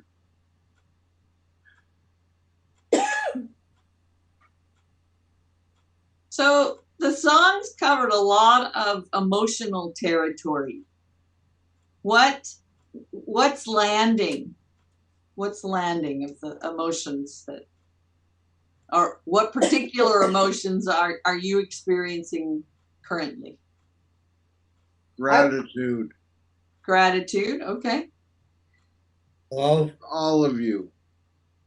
I was really touched by the Peter's dream, and then Joy went into her story about living by the sea, and I think she said something about her eyesight was not so great, and that how she missed it, and it was very, very poetic, and it really touched me, her personal story. Mm. Yes, Alma. Joy has moved to the most beautiful view in the world over an island called St. Ninian's Isle, it's on the south end of Shetland, to bank slap in the middle of the city. So instead of looking out over an island, she's looking out over the houses. Yeah. And she can't actually see the sea. Mm. So it's been good for her in one sense, in that she's now surrounded by people to help her. But she misses the sea. Yeah, I remember when she moved, she showed us her view. Yes, beautiful. I think that to talk about gratitude, I think every single day I am so grateful for where I live. Say more, Alma, because. Around me. Pardon? Because? I live on an island. I look out to the sea in all its changing moods. We have a fantastic community. When he was talking about Kaylee's, we still have it. If you get 2 or 3 people with an instrument, you've instantly got a stramash, as we call it. And if you can't play, you clap or tap your feet. That's lovely. We have a fantastic music tradition on the islands. We're stuck out in the middle of the North Sea, 200 miles away from everybody else. Yeah. So we have to make our own enjoyment, and we're just so lucky. And sometimes I think we live in a bubble where the rest of the world doesn't touch us. So, I know I envy your bubble, Alma. Yeah, I wish everybody could live in it, but then it wouldn't be a bubble. I wish I could come and visit, because I do Irish traditional music, but I also have a a book of things by Ali Bain, who I believe Oh, yes. And so I hope I make it to the British Isles in some way someday before I die, to be able to participate in some of those authentic. Yes, sir, Rob. Did you have a comment? We all live in a bubble. True. My bubble's a peaceful one. Yes, mine's a peaceful one too. Your basement bubble? And sometimes it's filled with all you people. Yep. That's a terrific bubble. The song about the sea, about Peter's song, reminded me of my father. He was a Shetlander, so he was brought up on the sea basically, and he was retired. He had to retire from the sea when he was about 54, 55, and every single day he would go down to the docks to see the sea and to see the boat. And that song reminded me so much when he said about going down to the sea every day. Yeah. That's beautiful. Now I live up here, and I can understand. He left Shetland in 1920 and never came home again. And now I've been living here for the last 40 years, and I think I don't know how he managed to stay away that long, because I think if he'd come back, he wouldn't have left again. Yeah. So the sea definitely dominates our lives, and fishing. So I could relate to that in quite a few ways.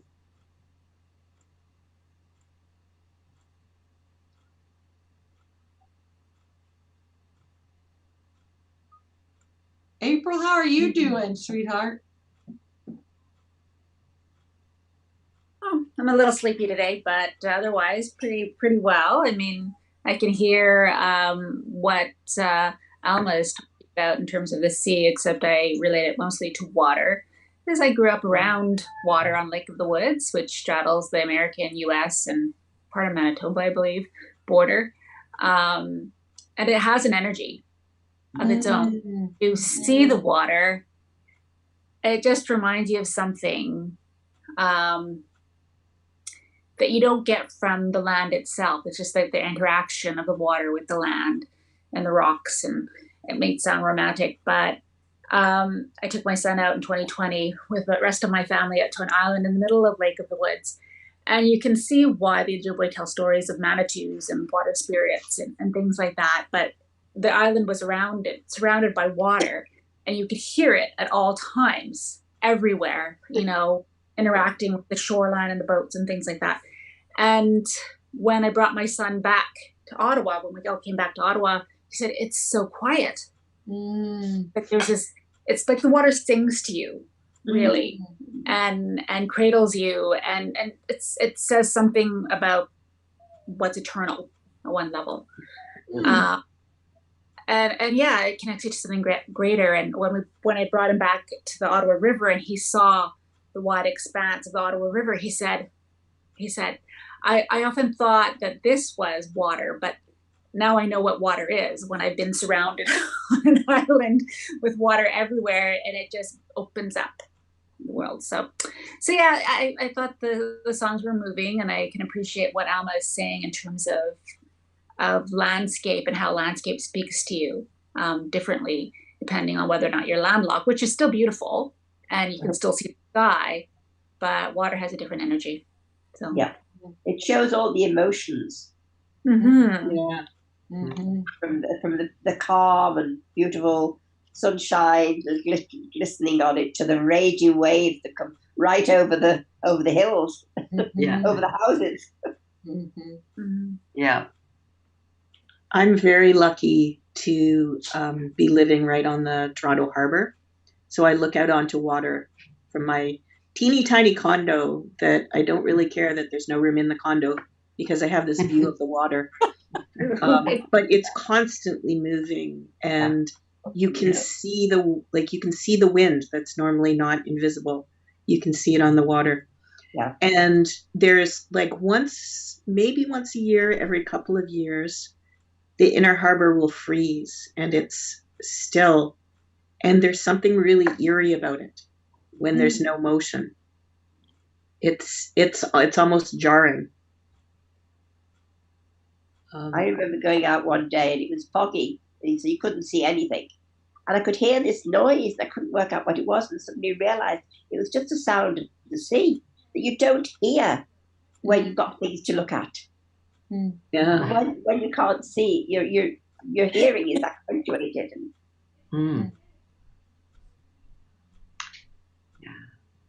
I appreciate what you said about the sound of the sea.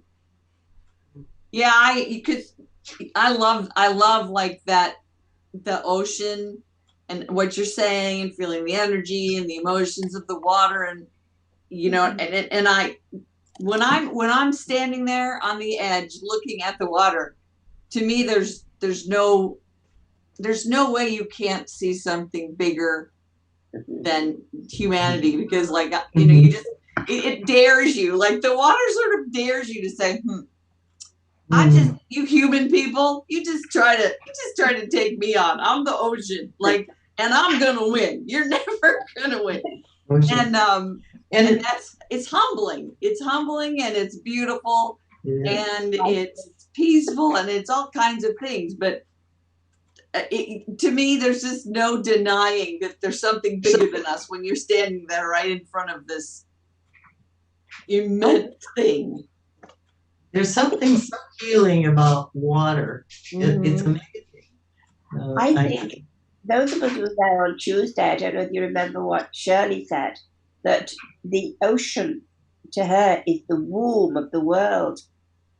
Well, that's interesting. Say that again. The ocean is the womb of the world. When you're in the womb, you are surrounded by water. And it was Emily who said that way back we came out of the water. That's why we have such an attraction to it, because we came from the water. Human life, life itself came from the water. And then Shirley said, yes, when you think about it, it's the womb of the world. It's the womb of the world. And I thought, I'd never thought of it like that. And it keeps on coming back to me. Yeah, we come from the water, we're living in the water. Go back to the water, turn the world around. That's great, Betsy. That's a Jamaican song. Yeah. It is, and our blood is chemically very similar to seawater. So it's in us. It's part of Anybody us. remember the old science film Hemo the Magnificent? Where one of the things they talk about is how blood, the formula for blood is basically has its origins in seawater, the salt content and all that. Yeah. What's the title? Betsy, is it Hemo or Nemo? Hemo the Magnificent. It's an old Frank Baxter nature movie that back in my teenage years, like in the 50s and 60s or so on, that's when they did it for all the science classes and everything. Interesting. I feel that the same way that other people have expressed about the ocean sort of thing. And whenever I travel, if there's an ocean or a sea nearby, I have to go and stick my feet in it. Yeah. Yes. There's just something that, I mean, it connects to me, the sound of it connects to me, but also the feel of it, right? Yeah. And I just sort of let it wash over, my feet, my legs kind of thing. So. I have that experience even going to the Y, because I go to the Y 3 times a week, and I have. But because of the snow and the pandemic and all this sort of thing, it's been closed. And I was telling the group the other day when I finally got back in the water, I stepped down into the water and I almost tears came to my eyes. It felt so healing to get back in that water. That's lovely. Amazing, really. Thank you, Emily. Finn, what are you thinking about today? I came in a little bit late, but luckily I was able to hear the last song. Beautiful, and I'm waiting for it to come out on Spotify so I can add it to all my. Hugh's gonna have a new career after today. And the talk of water is making me really happy too. I'm fortunate enough to live close to a provincial park. It's called Fish Creek Park, and there's a river that goes all the way through it, and it is, you walking along beside it is, you know, you have a friend. And you can't hear it. He said walking by the water's like walking by a friend. Yes, that's good analogy. Yeah. It's healing and grounding and powerful. Where is Fish Creek? I've been there. It's in Calgary, and that's where it is. I want to say. My mom said. Yeah. I've been there. I'm very glad it's here. It's pretty large too. It stretches out. I don't know, 10 minutes a lot. No, it's very large. I'm glad that it's protected. Ben, you and your dad live in Calgary? Yeah. I lived in Calgary and Lethbridge, Alberta. The Lethbridge wind drove me nuts. I love the Lethbridge wind. I see you, Rob. I see you. Who's Charlene's friend? Oh, this is Honey. Hi, honey. Oh, he's so cute. Yeah. He's a baby. How old is he? 11 and a half. Won't be forever, but really lucky to have had.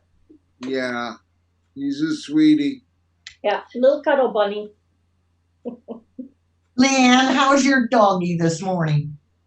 Oh, he's still hanging in, you know. Every morning he gets up and the old tail starts wagging and he smiles at me and it's like, oh, he is just so sweet. Anyway, but he has trouble staying upright, so I have to be careful, but he is 16, so oh my goodness. Wow. Yeah. So I know he's not going to be around in my house much longer, but he's still going. So as long as he keeps going, the vet says, well, you know, hang in there. Yeah, that's right. Yep. So I'm really grateful that this little guy, I didn't think he was going to make it to Christmas, and he's still going. So I'm actually really glad. That's wow. terrific. You know, I'm listening to this conversation and the three songs, like I hear them being expressed in all of us. I hear beauty coming from certain places in people's stories. I hear grief coming from certain places in people's stories.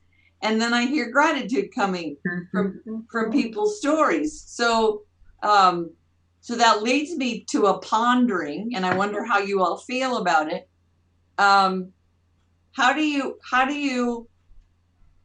live within the midst of all three of those perhaps happening even in the same day? Like sometimes there's beauty and sorrow and gratitude all in the same 24 hours. Swallow it. Swallow what? All of it. All of it. Mm-hmm. Take it just in. Swallow? You just take just it in. Swallow? Even take it in. Feel even the bad stuff. Take it in. You know, gratitude is an internal, Mhm. And the external of gratitude is thankfulness.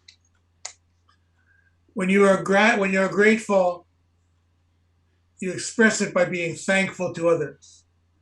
Yeah, I agree with that, Jeff. I mean, you all know that I've been through a horrific few months. And Yeah. what surprised me was in the middle of it all, even though I knew my grandson was dying, I could still be grateful for things,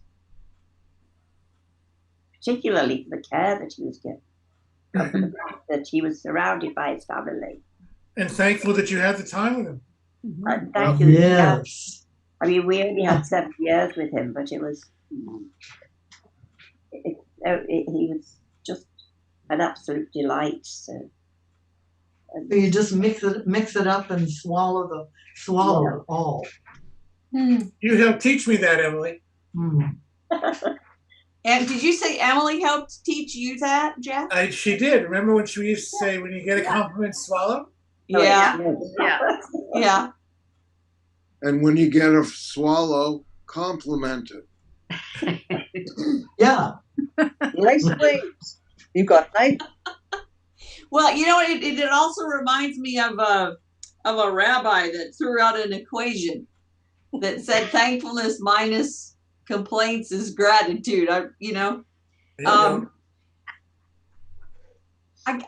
guess the other question I have, and that I struggle with myself, is that I know the gratitude's there, right? I can know it, but I can't always feel it, because sometimes my human emotions are big with a grief thing or a challenge thing. And sometimes I struggle with, okay, my head knows, but how do I get my heart back there? Yes, Rob, do you have the answer? Just come back to this space. Oh, okay. Okay? Okay, Any time of the day. You're going to be here 24/7? No, it's an attitude. Oh. And you can take it with you wherever you go. Just remember this space. That's beautiful, Rob. Of course. It's easy. Each person here has their mishigas. Hey, hold on. You said a word I don't know. What is Love that? that word. Yeah, what is that? What does that word mean, Rob? What does it mean? I don't know. Is it a Jewish word? Yeah. It's a Yiddish word. Mishigas. It means craziness. Crazy. Okay, so how do you spell it? Yeah. CRAZINESS. Can you do it one more time, Rob? CRAZINESS.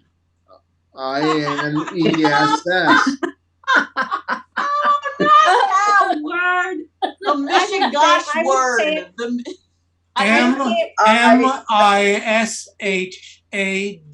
MISHAGAS. Thank you. Thank you, Jeff.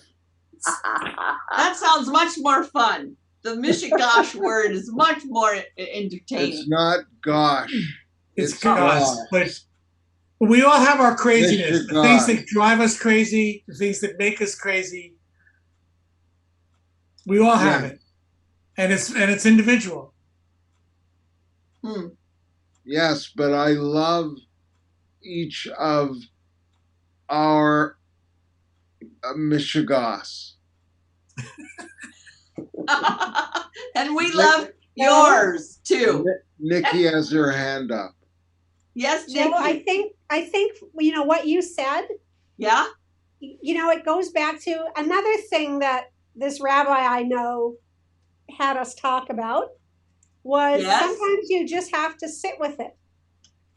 So, you know, when you can't get from the place of one emotion to another, it doesn't mean you don't have all of them within you or around you.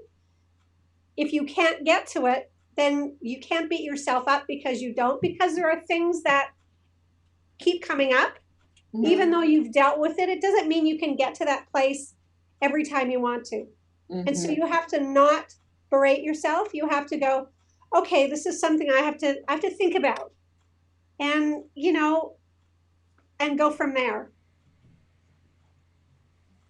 I got a meditation thing today in my email, and let me see if I can find it. Yeah, okay. This is what we're talking about. But I was like, it was a little disturbing, just because it's like, oh, that's quite a challenge. It says, whether you mean to or not, you may attract irrational and complex experiences. This is intentional, as in, like, my spirit's doing this. Being triggered in this way is pushing you to go deeper and past your boundaries. You're forced to go into areas you have no experience with, and as a result, your reactions might be intense. There are periods of struggle in your life when it feels like you're being put through trials for no clear reason. But if you hang with it, you will learn what it is you need to know. And I was like, I think I would like to learn in a different school. Sounds like an extended fortune cookie. Well, I mean, you know, I mean, that's the way we learn. Like, you know I can tell you that I've learned more from some of my difficulties. Like I don't even have memory of some. I mean, yes, I have memory of happy and joy, but I can tell you the lessons that I have learned from the difficult. Finn, did you want to say something, buddy? No, it was just reminding me of. Can you speak up just a bit so we can hear you better? Okay. I saw a quote, probably from a meditation app thing too, that was, the universe will give you the same lesson again and again until you become a master. And I've definitely been seeing that. And it's also sort of just reassuring that if you don't get it right the first try, chances are you will have the same, whatever you want to call it. But going along with that, Finn, we all start out as amateurs. And as amateurs, when we try, we do not succeed. It takes time and effort and perseverance for us to become good at anything. You're a pro now, Jeff. Yeah. Just don't tell them in what, Rob. Sorry? He said, just don't tell people what Jeff is a professional in. We don't know that. Neither do I. Yeah. Bob, how are you today? Well, actually, I was thinking of a song that I learned in high school. Yes, sir. And it went, whoa, whoa, ain't it great to be crazy? Whoa, whoa, ain't it great to be crazy? You get in, you go all day long. Whoa, whoa, ain't it great to be crazy? Oh, I learned a little bit different words. Kidding and foolish all day long. They're both good. And the other thing coming along with what Jeff and others were saying is that, you know, at times I thought that I knew everything, and then I learned I didn't. Yeah. Yeah. Yeah. What's the saying? The fool thinks he knows everything. The wise man knows he doesn't. Oh. Yep. Yeah, I've been called a wise guy too once in a while. With a different slight connotation, Bob. Yeah. Well, it all depends upon the person that was saying that, what they meant, you know. You take it as you want it.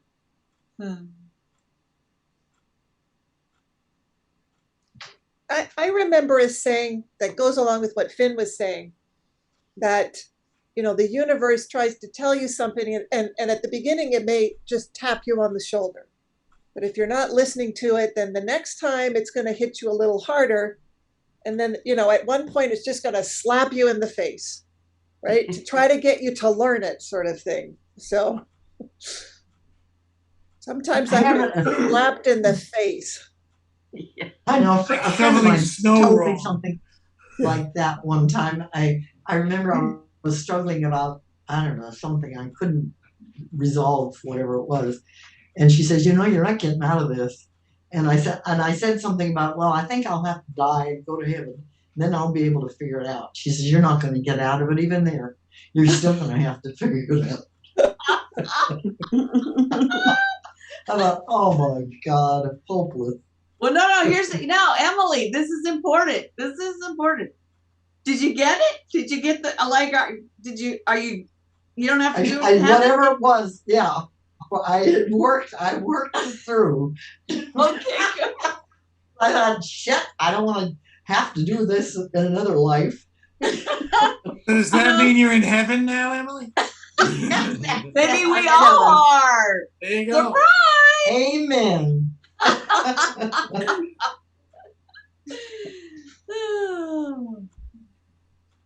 This is heaven. Yeah. Or West Virginia. It's all one and the same, maybe. Yeah, really. Say more about that, Nikki. Oh, it depends what your beliefs are. So, for me, like what was just said, there's a part of me that thinks that, people say to me that I'm a very old soul. And I always, how to say people are very young, or that person's a very old soul. And you go in part of belief is that you are here each life to learn a lesson. And that if you don't learn your lessons, you keep coming back. Yeah. So when people tell me that I'm a very old soul, it sort of makes me sad. I'm kidding. I don't. It depends on what you believe in, and I sort of take, for me, a little bit here and there what speaks to me. So, there's plenty of time to learn your lessons in each life if you believe in, be it reincarnation or whatever, souls coming back, whatever. I don't know. Yes, sir, Rob. I think it was John Denver that wrote about West Virginia. True. Yeah. Candace, virtually heaven. Country road. Yeah. Oh, true. Well, there's also a movement in a book. It's called Heaven on Earth. Martin, I think it's Rutte, Rutte. Oh. Is it a travelogue? No, no, it's a movement, and he asks 3 questions, which now as I brought it up, I realize I don't know what his 3 questions are. Hold on, I could Google. That's a good start. Yeah, hold on. Somebody else talk, and I'll Google his question. Where are you going? Where have you been? And what are you doing? Are you serious? Are those his 3 questions? I don't think. I have no idea. I've never heard of him. Candace, how are you doing today while I look this up? Well,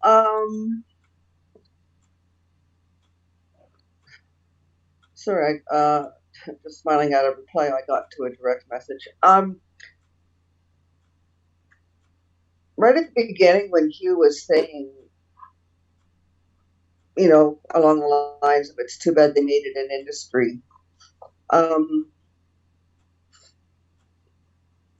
was sort of thinking, yeah, because and when it became an industry, I imagine if you're famous and hitting all the big stages and stuff, maybe it doesn't get boring, but even though I spent a long time. There's a difference between entertaining and performing, is what I found out. Mm-hmm.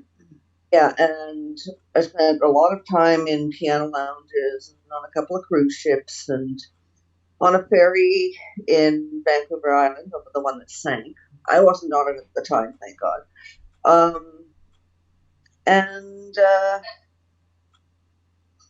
If I'm in the car listening to the radio and they're playing a new song by an artist that's just come out, I'd shut the radio off. Like I just, music's just a painful thing for me.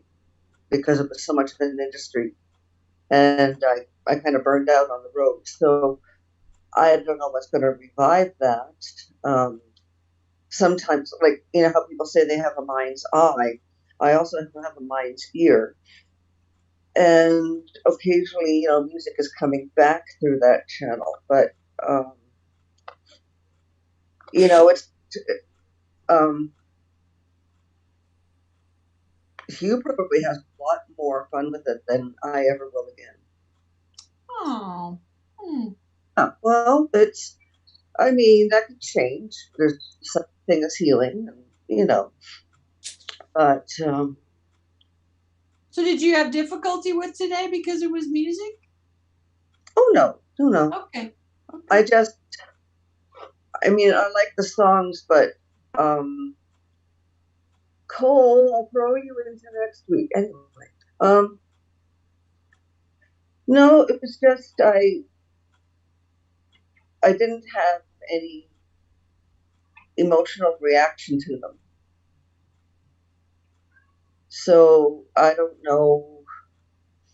I can Google that and see if there's anything I can do about it. But that's just how it is right now. And that was, you know, long before my mom died too, after I left the road. So it's just nothing to do with her passing. But that's me. Well, thank you for sharing, Candace. I thought I'd gone off, and I found I've reconnected, but I won't go back into deep dive. Can I stay with all of you? Well, of Yes. course Yes. you can. You are more than welcome. I found the 3 questions from the heaven on earth. It says, where are you? Where do you want to be? What will take you there? You were close, Rob. Yeah. Yes. Let me read those again. Where are you? Where do you want to be? I And am what will here take with you, and here's Yes. where I want to be. Okay. So that's how I get here. So you're grateful. I am. Maybe it's a bus. It could be a bus. Yeah, Magic maybe bus. it's a bus that'll take you there. It's the magic bus. The Who were right. There you go. I think I've had different times during my life where that's been there, and it's depended on what decision I made at the time. And who made it? Yes, not me sometimes. Well, taking a circle back around to where Hugh started today, the word transformation comes to mind. I like that word. Well, I like that word too, and I like that he pointed out that's why we do this. That's exactly why we do what we're doing every Saturday. It's why we do what we do after the first hour. It's why we do this. It's why we read. You know, it's why we share with people. I was like, okay. So I have a question. How has today transformed even the little nth of you from, like, where were you when you got online, and a transformative something? What happened today? It's going to be a great day. Thank you. You're welcome. Alex, how are you doing up there in your corner? No, I was super duper impressed with Hugh's musical ability, and you know, he seemed, at least to me, like a little bit. And I know a lot of musicians are like this, a little bit shy to share this. And as a musician, I was just, you know, incredibly impressed. You know, personally, I thought that the pieces that he chose were absolutely just beautiful, not even just in the way that they were performed and sung, but just the message behind them. You know, grief and loss and gratitude, I think, are really good themes for right now. And, you know, certainly those are things that are really applicable to me at this very moment. So did they help you? Like, do you feel different than when we started? No, No, I don't think so. You know, because the reality is the stuff that I'm dealing with is, you know, basically complex grief, right? And so there isn't, you know, you know, it's not like you know, it's not one of those things you just take a Band-Aid and put on it and so okay, it'll be better in a couple days. You know, this is a bigger thing, and it's a more complicated thing, and it's, you know, it's just, you know, it's kind of it is. Does that make sense? Yeah. You know, it just is. And, you know, a lot of the stuff that I'm dealing with, you know, some of it's just going to require some time to work itself out, right?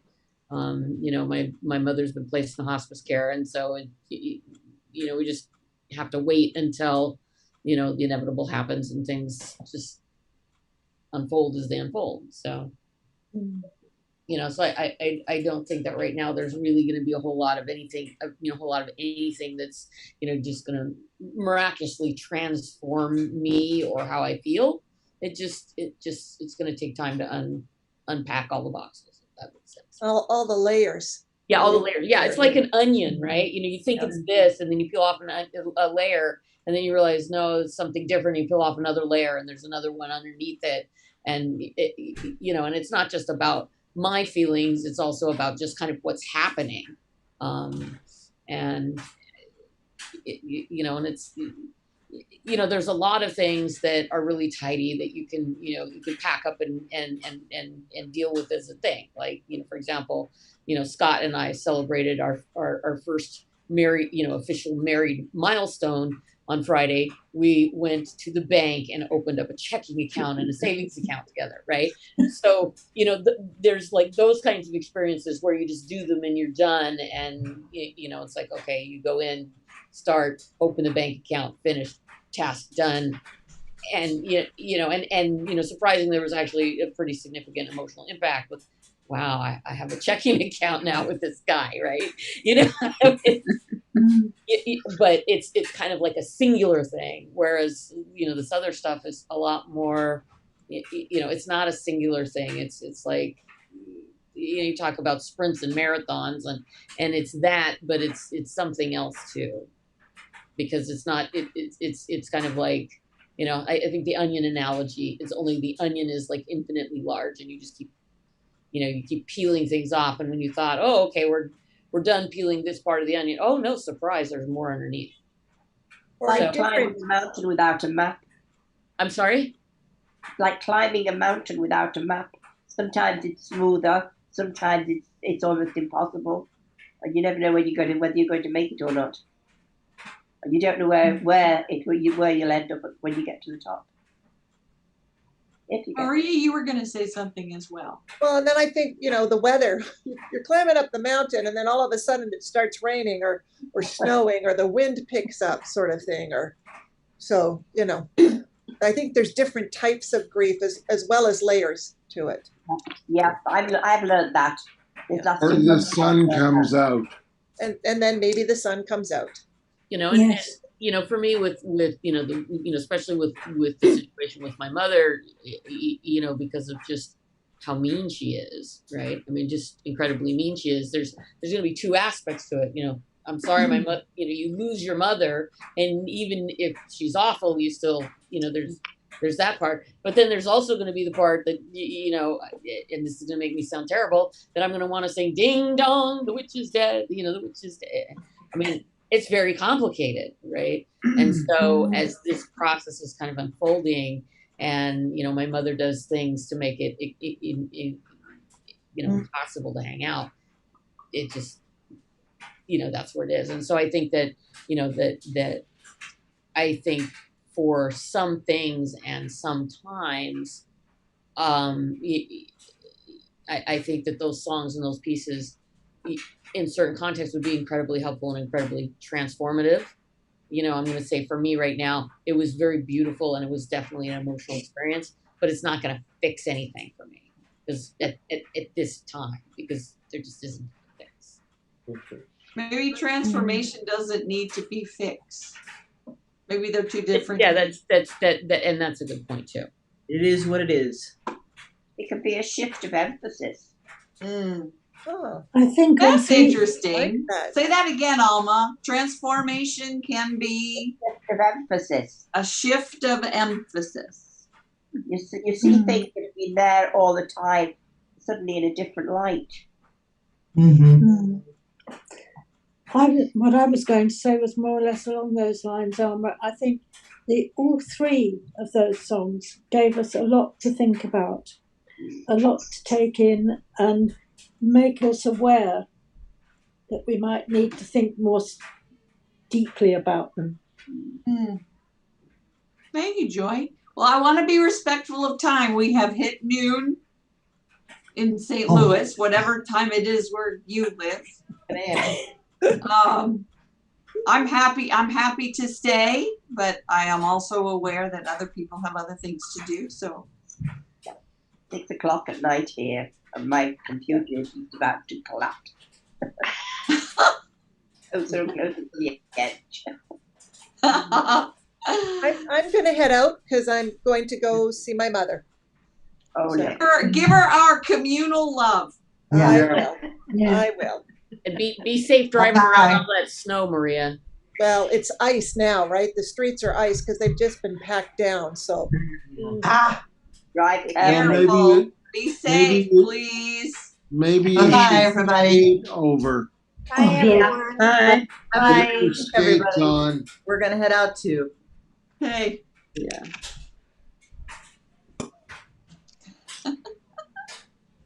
Bye. Bye. Thank you. Bye, Alma. Bye. My kitty will miss your kitty. Yeah, it's nice to get it in the face, isn't it? Hi, Murph. How you doing? What's that? April, as I recall, you live in Ottawa.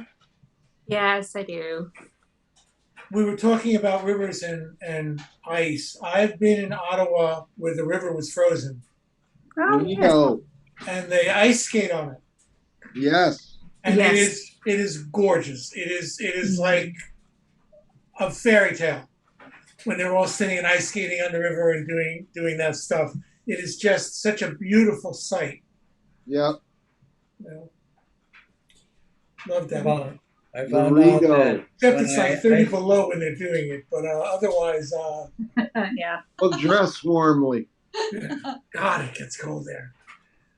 I found out one time when I was ice skating on a river that because of the current water flow underneath it, that there are some places that the ice is a little bit thinner than other places, and when you hit a spot on that's thinner, you get a wet foot. Yeah. You can. As long as you pass over it and you don't go in and get a Right. wet body. Right. Yeah, don't break through the ice. Don't Right. break through the ice. These rivers weren't that deep. Well, that's good. You Yeah. can still get wet, though. Yeah, Oh, yeah. you don't want to get wet when it's that cold because you can get hypothermic really quick. Right. Well, When I was in high school, we had this pond that was an open pond, actually a pool, and that we used to get out there and clear the snow, sort of like snow plows. You know, we'd go to get one of the shovels and go skating along, and snow would fly. And somebody once took a tractor out on there to clear the ice, and the tractor ended up at the bottom of the pool. oh, yeah. Oh, wow. What happened to the person on the tractor? He survived. He survived. Well, that's good. Yeah. It was. I'll bet their mom was pretty pissed. Well, it was actually in the Where's the seminary. tractor, Fred?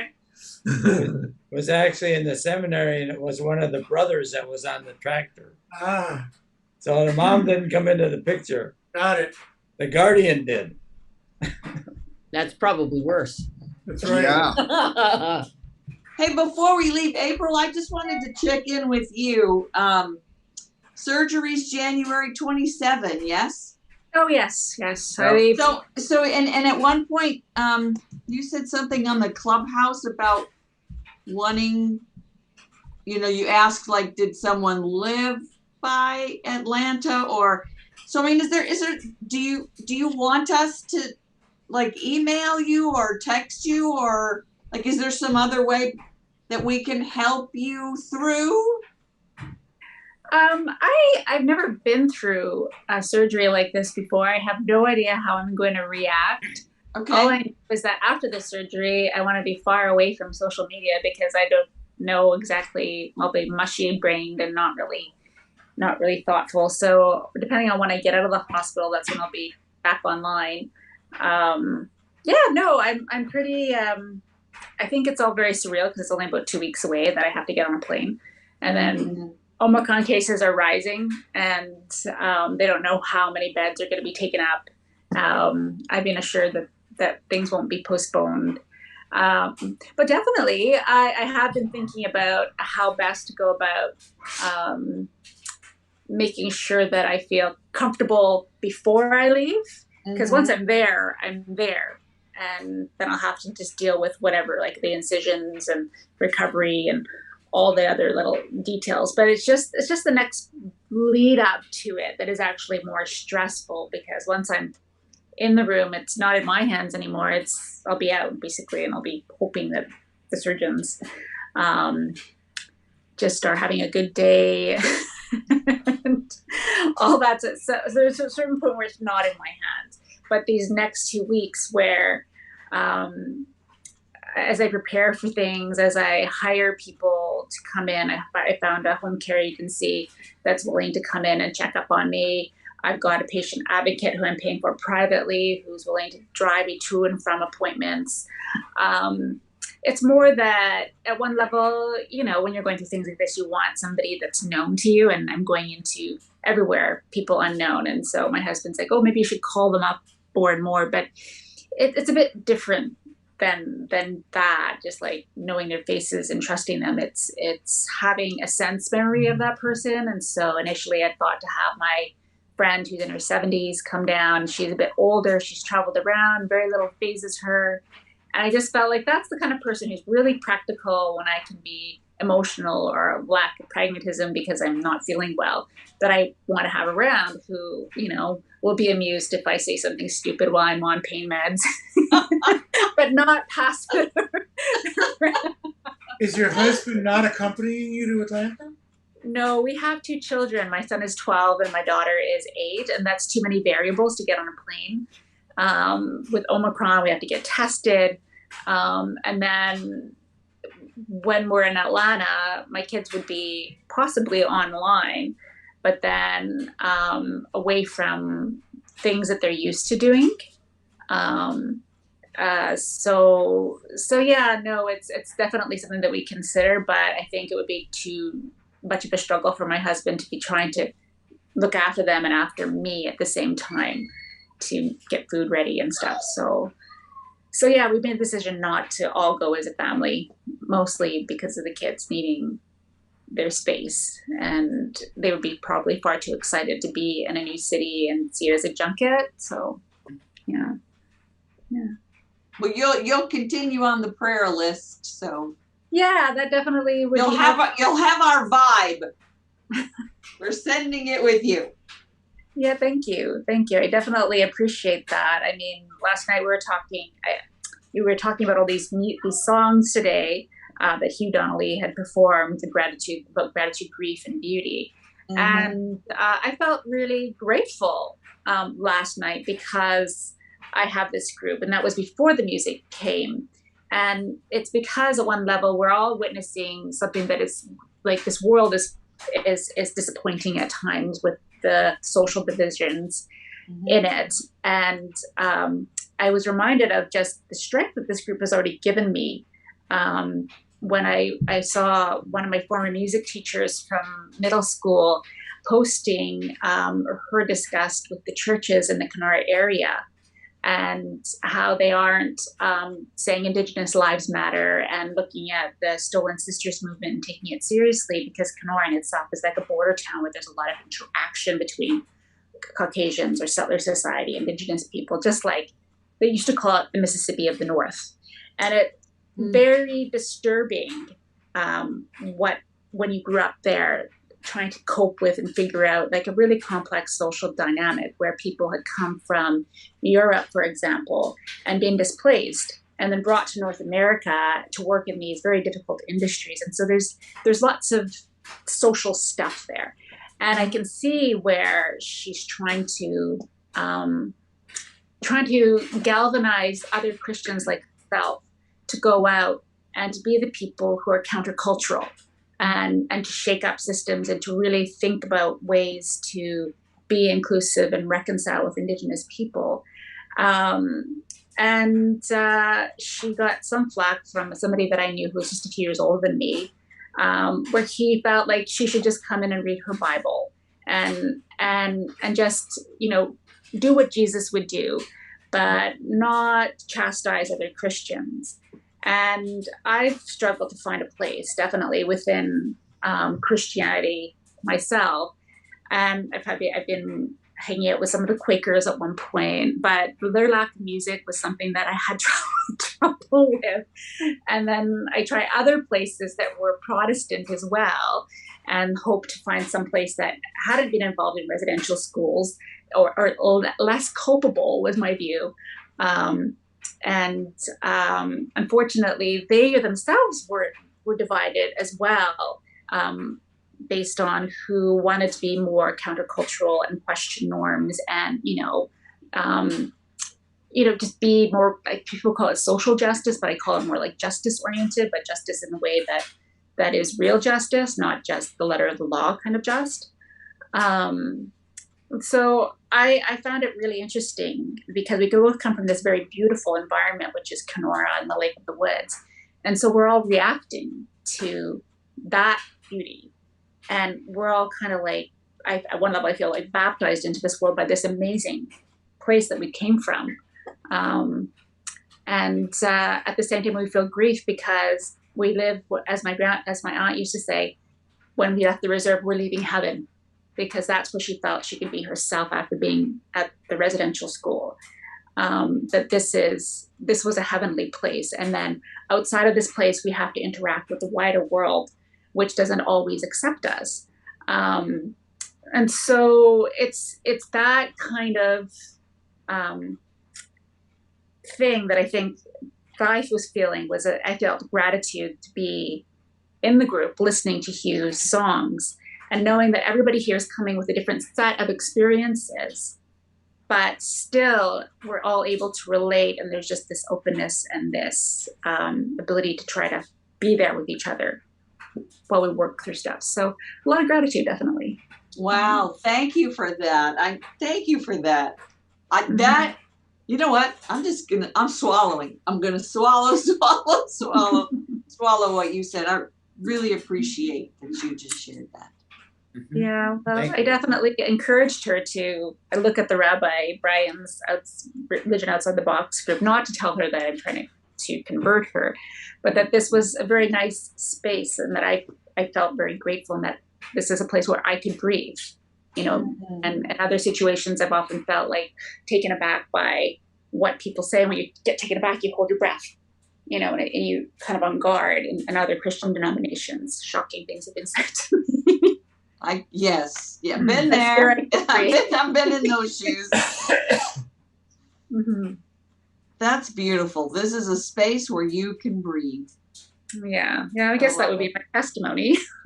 I love it. I love it. Well, happy to know that you can breathe. Amen. Amen. And laugh. Yes. Humor is always welcome too. Yeah. Well, it's good that you can breathe while you laugh, because if you can't, you're a goner. That simplifies it, Rob. That simplifies it. does. I since my stroke, everything has become very simple. Thank you for sharing that with us. Yes. Well, thank you for being here for me to share with. You are very welcome. Amen Yes. to that. Amen. This feels like a very good closure place. Mwah, to send blessings and love. And And I think there's besides still some people in share, deep dive. there is sunny. Yes. So just remember that. It's always sunny if you share. Alex, I just deep dives finished. Yes, so we're not.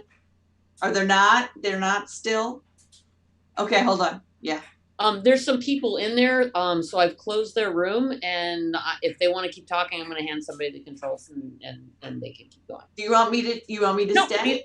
feel free to feel free to mosey if you need to mosey. I'll hang out until they come in, and then I'll ask them if they want to stay, and whoever wants to stay, will get the keys to the room and ask to lock up when they leave. And Yeah, so you just put it on the screen. 1, 2, 3. There's 4 people still talking in deep dive. Ann Swanson, Aaron, Bruce, and Rita are in there. Okay, and you're okay to hang. I'm okay. Okay, well then I'm gonna head out then. Where's what Alex? What did? Thanks for a great day, guys. So Thank Alex, you, what Jeff. did Scott find in the zoo and Green? It was a bunch here of. they come. Hi guys. Where are they? Where? Yes. Hi guys. Here they come. So This kind of stuff will give you whiplash, you know.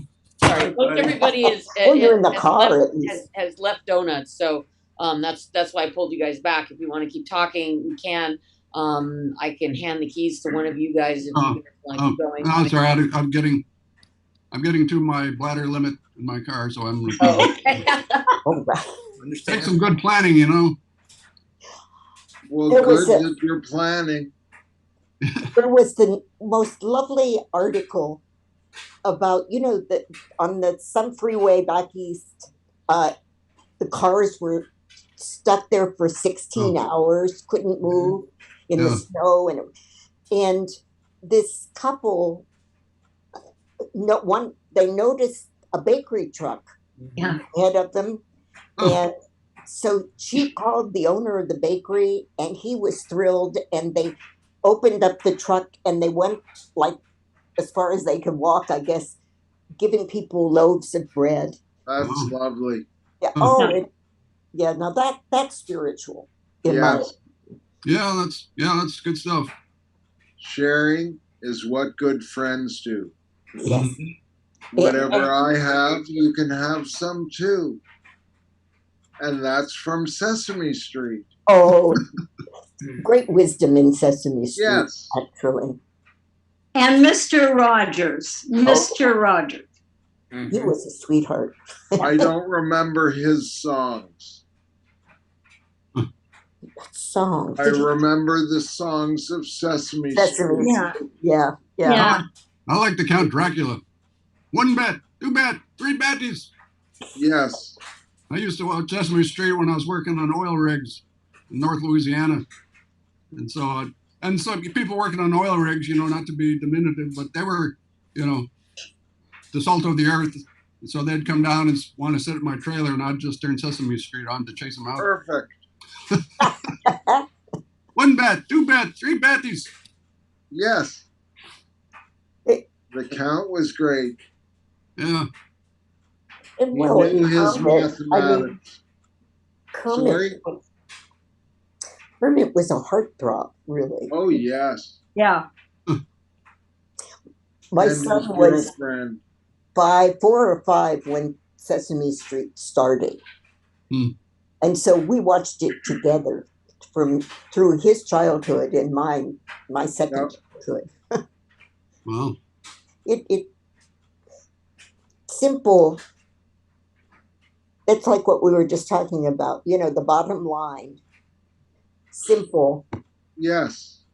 Even if I don't understand all the spiritual or scientific, but coming from love is it's enough. Well, it's everything. That's lovely. Yeah. Oh, hold it a little higher. A little higher, Yes, Bob. a little bit higher. A little higher. That's Higher. better. That's nice. All right. This is a gift from our great granddaughter And if you look closely, you can see her foot imprints. Oh, that's neat. Oh, Wait, yeah. I'm looking for feet. Let me keep holding it up. I'm going to spotlight you so it'll make it bigger so everybody Yeah. can see detail. Oh. Oh yeah, you can see her toes. That's cool. How old is she? 2.5. Oh. Wow. wow. She's got a future. Yeah. Right. So that was our Christmas gift from her. Wow. It's a great Christmas gift. The color is beautiful. Yeah, really. Really. Goes with your sweater, Bob. I guess it does. Yeah, it does. Yes. So one of my tasks is to affix it to the wall. Well, you can get the screws out for that. No, I'm just going to use a couple of nails and then just hang them from the nails. Okay. See, the back has got a frame. I see. That's perfect. Right. One screw screwed in the wall, and you can hang it from there. Well, but that all then requires me to get it so that it doesn't twist and everything like that. So my concept is to use 2 small nails, and I have my level over there so that I can get the nails level, and that way I don't have to worry about whether it bumps a little bit this way or that way. It's good. Okay. Well, I would love to have a friend that does things like that, Bob. I would love to have a local friend that does things like that, because I have things that could go up on the wall if I were any more handy, but I'm not. So anyway. Well, it's not that difficult. That what you might find out is that you're handier than what you think. Yeah. That's true. I could see that. And sometimes what people do is they feel that they have to do it perfect the first time. Okay? You can never do it perfect the first time. And so you just do your best with it, and then you can grow from that experience and get more confidence in yourself. Words of wisdom. Thank you. And there's always museum gel and museum putty that you take a little bit of and you put it on there and it'll stick to the wall. Just in case you've got it a teeny bit off and you want to, museum gel and museum putty. It's a wonderful invention. And then you don't have to do the nail thing at all? No, you do the nail thing, but if it's just a tiny bit off and you want to straighten it, just put a little museum putty on the 2 bottom corners and gotcha. And it'll hold it straight. It needs to be nailed, but still. That's the part I was trying to avoid, actually. But you can adjust it. I have the most wonderful handyman. I mean, he is just fantastic. He's wonderful. If you find a good handyman, that is. Would he be willing to go over the hill? I don't know if he would go over the hill. I don't know if he would go to Soquel. Yeah. I can ask him. They make these little kits that have these little small nails like this. Little higher. You have to put it higher. A little small nail like that. Yeah. And they have little hangers that you put the nail through the hanger like this. Oh yeah, I know that. I've seen those. Okay. And so then you can just hang it and it's not all that big of a deal, see? Okay, as long as you bring them over, we'll let you in. And I'm anxious to meet Ann's handyman, actually. His name is Dario Palomo. He's originally from Guatemala. He speaks wonderful English, and he is just the most, everything he does comes from love. I mean, and if I tell you someday, Rita, I want to tell you his story of his wife and he. They were separated for 30, 40 years. They had a fight. when they were 16 years old in high school. They were soulmates. They had a fight and they lost contact for 30 years and discovered each other because he recognized her sister for 30 years later on a picture on Facebook. Wow. Wow. And they found each other. They are now married to each other. I mean, it is, you need to write a play about them. That's a lovely story. Just, it should be a movie. It just should be a movie. Because it's one of these, great. You know, I was knowing him all through this time when he said, I saw this picture on Facebook, and I was of course invited to the wedding. My husband and I were invited to their wedding and the reception, and you know, just a wonderful story. You wouldn't believe it, but it happened. See, now that to me is why, you know, life is an improv, totally. Yeah. But synchronicity, things like that happen. To me, the phrase "it was meant" comes to my mind, and that implies the both and rather than the either or. That Kismet. Will, and there's a story, and it's improv, and Kismet. Anyway, he's a wonderful guy. Yes, yeah. Wonderful guy, and his wife is wonderful too. Someday I'm going to get to meet Anne in person because we live very close to each other. Yeah, that's great. On the other side of the hill. Right. Yeah. We go over the hill and then we're. So Rita, you're in Santa Cruz, right? Right. And where are you, Ann? Half a block from San Jose. Okay. I've been to both. I used to live there. So in which direction? Because if you're not in San Jose, where are you actually in? I'm in Campbell, the town of Campbell. All right, yeah. But I mean, I dated somebody who lived in San Jose, so I kind of know where. You know, Campbell, Los Gatos. Yeah, well, you know, there's all those little towns that are all just smushed right on top of each other. Exactly. You drive, you know, I mean, we used to drive to another city to get to get sushi, and it was less than a half a mile down the street. Exactly. Yeah. I live in SoCal, which is unincorporated area. You know, it's like a 5-minute drive to downtown Santa Cruz, maybe 7 minutes. And it's another 5 minutes to Capitola, which is, I mean, so I just say Santa Cruz to people that aren't here.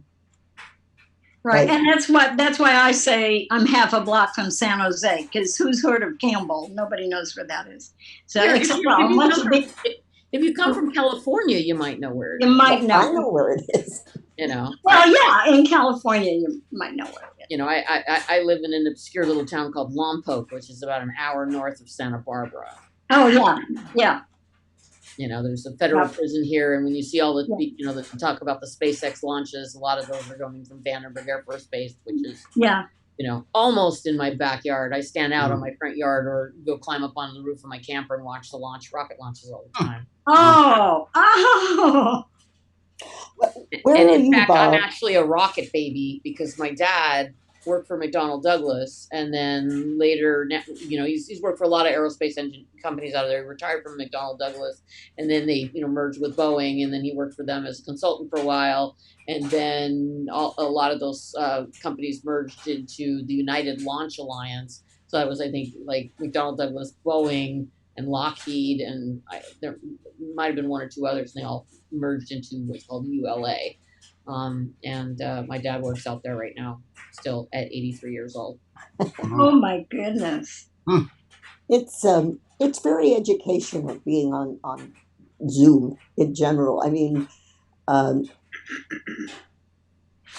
there are 3 people in one of my casts that can't live in Canada, and I just love hearing about other places. Where Bob and Rob, where do you guys live?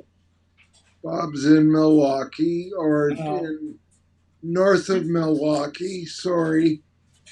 No, he West says of Milwaukee. I'm in No, Madison, west Wisconsin. of Milwaukee. Sorry, Madison, Wisconsin. Madison, Wisconsin. You're in Madison? Oh, Yes. we lived in Madison for 18 years. I love it. Madison is like a second home. I mean, I love Madison.